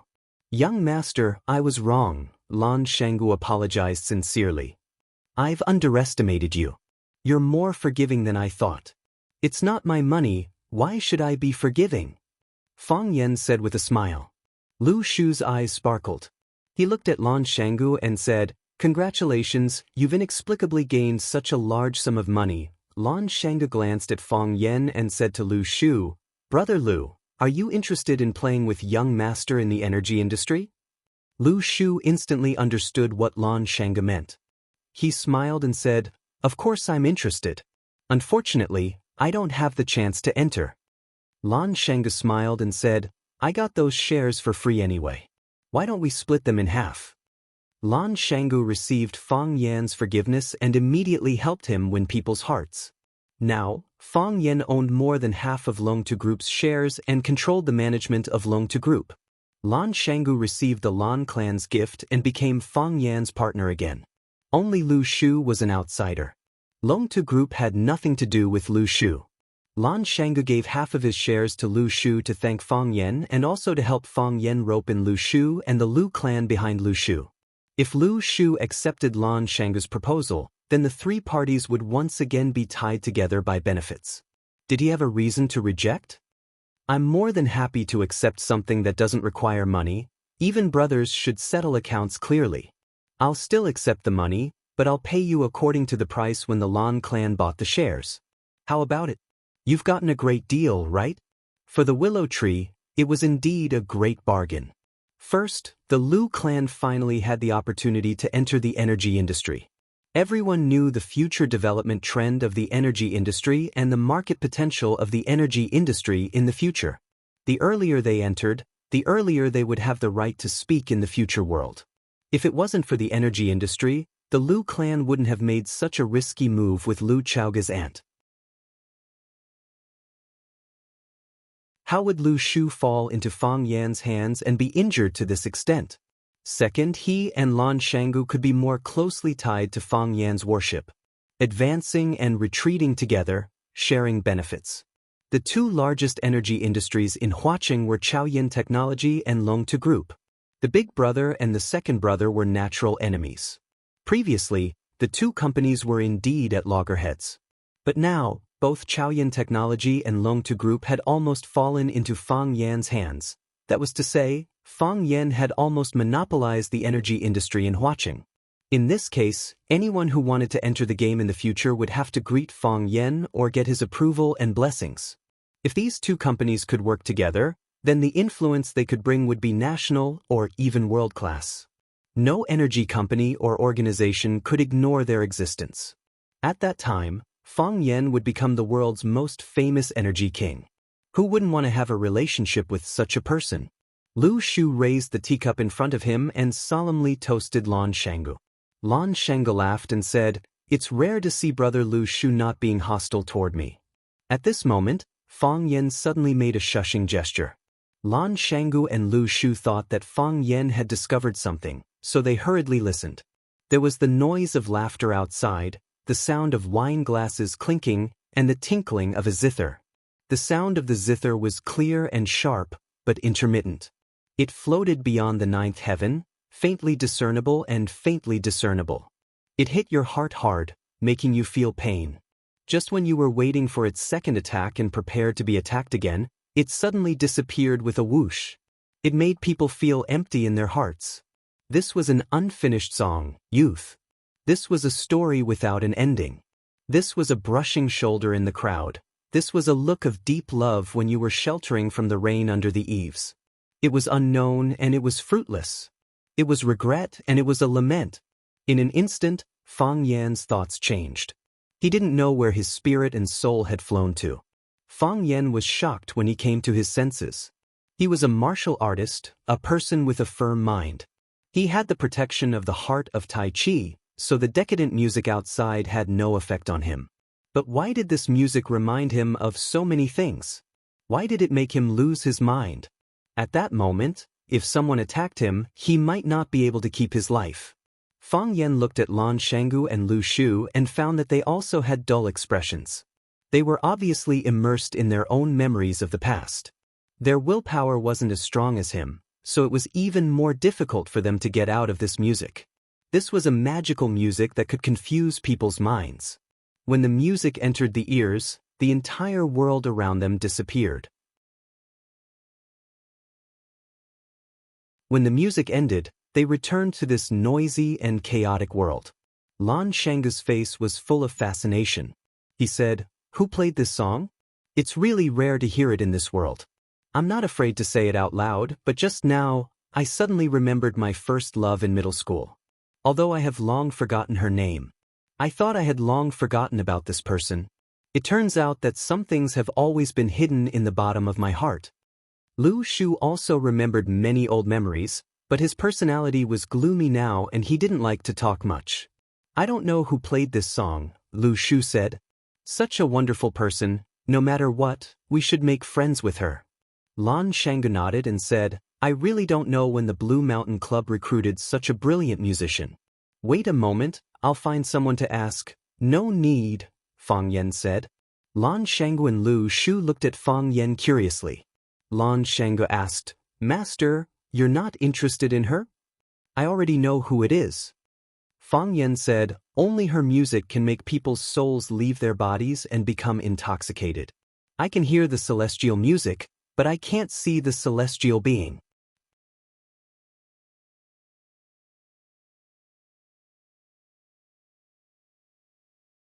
Chapter 624. Young Master Fang already knows who the immortal is before meeting her? Lan Shanggu said with a smile, "Since she's an old friend, then all the more reason to invite her over. Are you afraid that Lu Shu and I will steal your limelight? You don't have to worry about this. Lu Shu and I are indeed a bit more handsome than you, but as long as it's a woman that young Master Fang values, even if we admire her, we definitely won't pursue her. Of course, if that immortal accidentally takes a fancy to us and takes the initiative to launch a fierce attack on us, at that time, young Master Fang mustn't break us up because of jealousy." Fang Yan knew that Lan Shanggu was joking with him, using such a casual way to get closer to him. This was a man with a high EQ. With him joking around, it made people feel much more relaxed. If he were to sit there with the willow tree with a gloomy face, speak sarcastically, and look at people with a hidden ominous glint, perhaps Fang Yan wouldn't even be able to hold on for a minute. He would have long made up an excuse like his puppy was about to give birth to a second child and run away. Fang Yan shook his head, looked at Lan Shanggu and said, "We're not old friends. I know who she is, but she doesn't know who I am. Plus, we've never met before. You can say that we're complete strangers." Lan Shanggu looked confused and asked, "I'm getting more and more curious. What kind of person could make young Master Fang fall in love with her so much?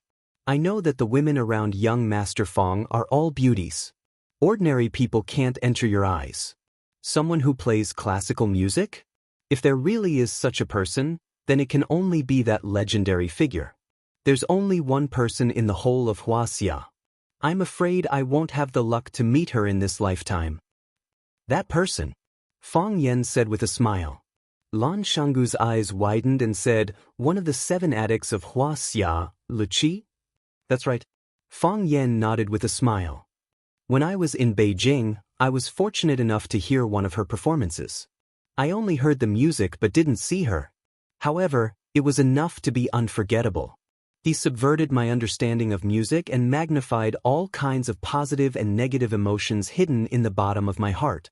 It made it difficult for people to extricate themselves from the past. Some were sad, some sighed, and even more wept. My voice lingers for 3 years. When I first heard the sound of the zither, I didn't have such a strong feeling. But towards the end, I once again fell into an uncontrollable mood. I think that a musician of this level is not something that can be found easily. Only she had such an ability. Who else could it be if not her?" "I've also heard of an interesting story about Music Fanatic," Lan Shanggu said seriously. "It said that when someone listened to Music Fanatic's live performance, They were so excited that they ran around naked. This kind of baseless thing, Fang Yan's cheeks were slightly red, and she had the urge to strangle those people who were gossiping around. It's usually a marketing event for the company behind the scenes. Entertainment companies often use this kind of method to promote their artists. I didn't expect that a fairy-like music fanatic would also use it. It seems a bit vulgar and doesn't match the identity of music fanatic Hua Xia's 7 fanatics. Who doesn't know how to market? Lan Shangu said with a smile. Fang Yan carefully examined Lan Shangu's expression, wanting to see if he knew what happened at the Maple Leaf Club that night. To his disappointment, he got an affirmative answer from Lan Shangu's face. He knew everything that had happened that night. He even knew that the streaker was sitting in this private room. He was deliberately teasing him with this matter. That was the resonance between the heart of Tai Chi and the music, causing the internal energy in the body to run wildly, and the clothes on the body burst. Fang Yan tried hard to explain. You don't understand. I don't understand. Lan Shangu said. Many people present didn't understand either. That's why when I heard about that incident, people said that someone was so excited after hearing the music fanatic's performance that he took off his clothes and ran naked. I couldn't correct them. After all, I wasn't there to witness that exciting scene. Fang Yan wanted to take back Lan Shangu's shares from Longtu Group. What was the point of letting him earn so much money? He was going to strangle him to death soon anyway. I didn't expect the mysterious music fanatic to appear in Huaqing and to come to my Blue Mountain Club. Lan Shangu seemed to have guessed what Fang Yan was thinking and quickly changed the topic. Since young Master Fang hasn't seen the music fanatic as the owner of the club, why don't I go and greet her and invite her to our private room? No need. Fang Yan rejected. I heard that the music fanatic likes silence and doesn't usually talk to strangers. She doesn't even meet the guests when she's performing. Why should we force her? Lan Shangu gave a thumbs up to Fang Yan and said, Young Master Fang Yan is also a refined scholar. No wonder your heart of Tai Chi could resonate with the music fanatic's music. I'm afraid that you won't be able to invite her even if you go. That would be embarrassing, Fang Yan said. While Fang Yan and Lan Shangu were joking, Lu Shu sat at the side and drank his tea in silence.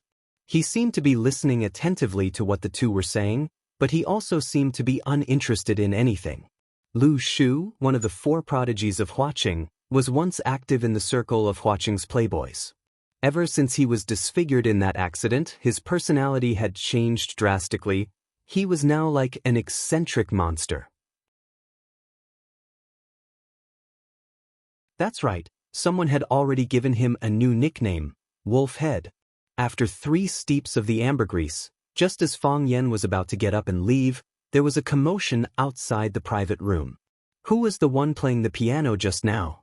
Come out and let me see. Come out, we'll be greatly rewarded. I hope it's a beauty. If it's an old lady, it'll ruin our mood. Fang Yan's expression was slightly angry, but he didn't say anything in the end. Although he had never met Li Qi before, because of these 2 songs and the telepathic resonance between them, he had already regarded Li Qi as a close friend in his heart. He didn't want Li Qi to encounter any injustice. The people outside were obviously here for Li Qi. They could also hear the beauty of the piano sound, so now they wanted to see who the person playing the piano was. Lan Shangu had been paying attention to Fang Yan's words and actions. Seeing Fang Yan's unhappy expression, he smiled and said, In the few years that eldest young master wasn't here, some kids appeared in Huaqing. These young people rely on the fact that their families are rich to be arrogant and domineering. They often do things that are out of line. They probably think that Mr. Li Qi's piano sound is beautiful, so they couldn't help but come and say hello to her. Fang Yan nodded and said, I hope they won't make things difficult for Li Qi. People who are dedicated to their work are worthy of admiration, especially those who are devoted to music. Don't worry, Lan Shangu said with a smile. This is my turf, I'm sure they will give me some face. As soon as Lan Shangu finished speaking, the noise outside became louder and louder. Are the people inside all dead? Open the door, we're going in. B*key. Are you going to open the door or not? If you don't open the door, I'm going to smash the door. Do you know what this place is? This is the Lan family's turf. I'm telling you, if you don't open the door, you'll never be able to leave the Blue Mountain Club. The voices outside traveled into the private room. Fang Yen looked at Lan Shangu with a smile. Lan Shangu's face was so gloomy that water was about to come out. He had just bragged to Fang Yen that the young people outside would more or less give him some face, and now they were yelling that they would smash the door and make it impossible for them to leave the Blue Mountain Club. He felt his old face burning with pain. He had been slapped dozens of times by the kids outside. "I'll go out and take a look," Lan Shangu said in a low voice. Fang Yen nodded and said, "I'm going home to sleep as well. Let's go out and see what's going on." Since Fang Yen said to go, Lu Shu naturally followed. They walked out of the private room, passed through an alley, and saw a group of young people in luxurious clothes standing in a small courtyard. There were both men and women, and they all looked very young. Because they had too much to drink, their standing posture was crooked. There was even a young couple who leaned against a pillar and kissed as if there was no one else around. At the door of a room, there were a few young people holding wine bottles. They were cursing and swearing, saying some unbearable things. There were also two young people who were a little impatient and directly ran over to knock on the wooden door of the private room. If they couldn't open the door, they kicked it with their feet. The sound of banging was endless. The wooden door creaked. If it wasn't for the fact that the wooden door was sturdy, it would have been broken by these people. "A bunch of scum," Fang Yen said coldly. Seeing that Fang Yen was angry, Lan Shangu's heart sank. He strode towards the scene of the accident and shouted, "All of you stop." Lan Shangu was tall and had a strong aura. His voice was like thunder, giving people a great deterrent. There was a moment of silence. However, when those young people saw that Lan Shangu was just a big guy they weren't familiar with, they started laughing again. "Damn, who is that big guy? Where did this mad dog come from? How is this a mad dog? It's clearly a big black bear, haha, I know him. He's the idiot who proposed to split from the Lan family. Lan Tingyue, your idiot big brother is here." Lan Tingyue stood at the door, staring fiercely at Lan Shangu who was walking towards him.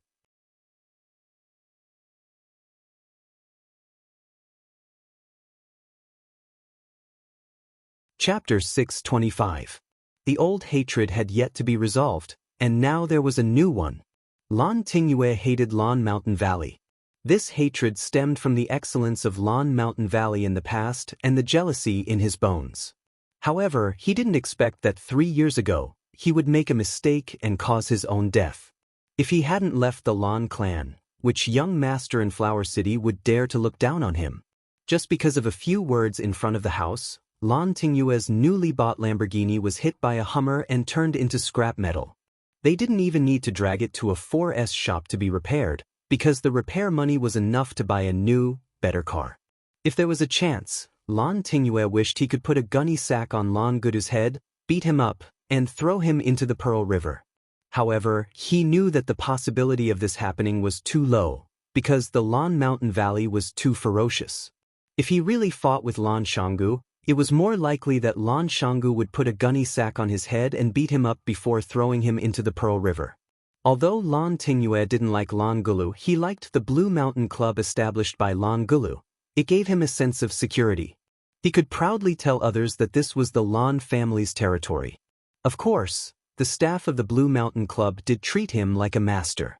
Today, when Lan Tingyue was drinking with his friends in the outfield, he suddenly heard a very strange sound of the zither. They didn't know what was going on. After hearing the sound of the zither, all the friends present felt uncomfortable. However, even when they were in a bad mood, they still hoped that the music would not stop. While they were hurt and looking forward to it, the sound of the zither slowly disappeared. Their hearts were filled with regret. How could these young people understand the beauty of regret? Lan Tingyue immediately summoned a club member who was familiar with him and asked him where the sound of the piano came from. The club member would not hide anything from the cousin of the big boss. Therefore, Lan Tingyue took this group of second-generation masters of Zihua City to find the person who played the zither. He called the door, but it didn't open. Just when he was about to show his hooligan style, Lan Shangu appeared like a ghost again. Murphy's Law said that whatever you were afraid of would happen. Lan Tingyue felt that it was necessary for him to have a good talk with the guy named Murphy. Lan Shanggu walked in front of Lan Tingyue and stood still, staring into his eyes coldly. Lan Tingyue was a little guilty, but he was more angry. He felt that Lan Shanggu was humiliating him. He was using his aura to oppress him. Lan Shanggu did not speak, neither did Lan Tingyue. Lan Tingyue stubbornly looked at Lan Shanggu. He wanted to use practical actions to prove to Lan Shanggu and the surrounding companions, I, Lan Tingyue, am also a man of iron blood. Let's go back, Lan Shanggu said. Lan Tingyue straightened his neck and said, Why? Because I want you to go back, said Lan Shanggu. I'm not going back. Lan Tingyue sneered. Who do you think you are? What right do you have to control me? My dad doesn't even care about me. Who do you think you are? You have already left the Lan clan. You are nothing after leaving the Lan clan. What are you looking at? Do you have the ability to hit me? But Lan Shanggu slapped him. This slap was extremely sudden, fast and ruthless. Lan Tingyue couldn't react in time, and the right side of his face was hit. His feet kept retreating, and if it weren't for someone behind him, he would have fallen to the ground. Lan Tingyue covered his face and wanted to curse back, but Lan Shanggu had already rushed over and kicked him. Clang! Lan Shanggu's stomach was kicked. His body couldn't support it anymore, and he rolled to the ground with a companion who was behind him. Their bodies collided. Lan Tingyue's head hit the hard stone steps. His forehead broke a piece of flesh and blood seeped out. The companion behind him was even worse off. Half of his waist was hit by the stone steps, and he felt like his body was going to break in half. Lan Tingyue only felt dizzy, and his eyes stared at Lan Shanggu timidly, afraid that he would go crazy and charge at him again. You dare to hurt people for no reason? A middle-aged man with amber tortoiseshell glasses on his nose stared at Lan Shanggu with unfriendly eyes. Tortoiseshell was highly toxic and couldn't be eaten, but it could be used as medicine. Its effect of clearing heat and detoxifying was comparable to that of rhinoceros horn. It was an expensive traditional Chinese medicine that had the miraculous effect of clearing heat, detoxifying poison, calming convulsions, and lowering blood pressure. Tortoiseshell glasses could relieve eye fatigue and keep one's brain cool and clear at all times. Of course, these glasses were also extremely expensive and hard to find. The middle-aged man pointed at Lan Tingyue and said, This is my brother. No one has ever dared to hurt my brother. Lan Shanggu squinted his eyes and sized up the middle-aged man, and said, You don't look familiar, are you from outside? Magic City's Qinjingwa. Qinjingwa? Lan Shanggu thought about it seriously. He actually knew such a person. He said, Qindu Real Estate's Qin family? Who is Qin Shuer to you? That's right.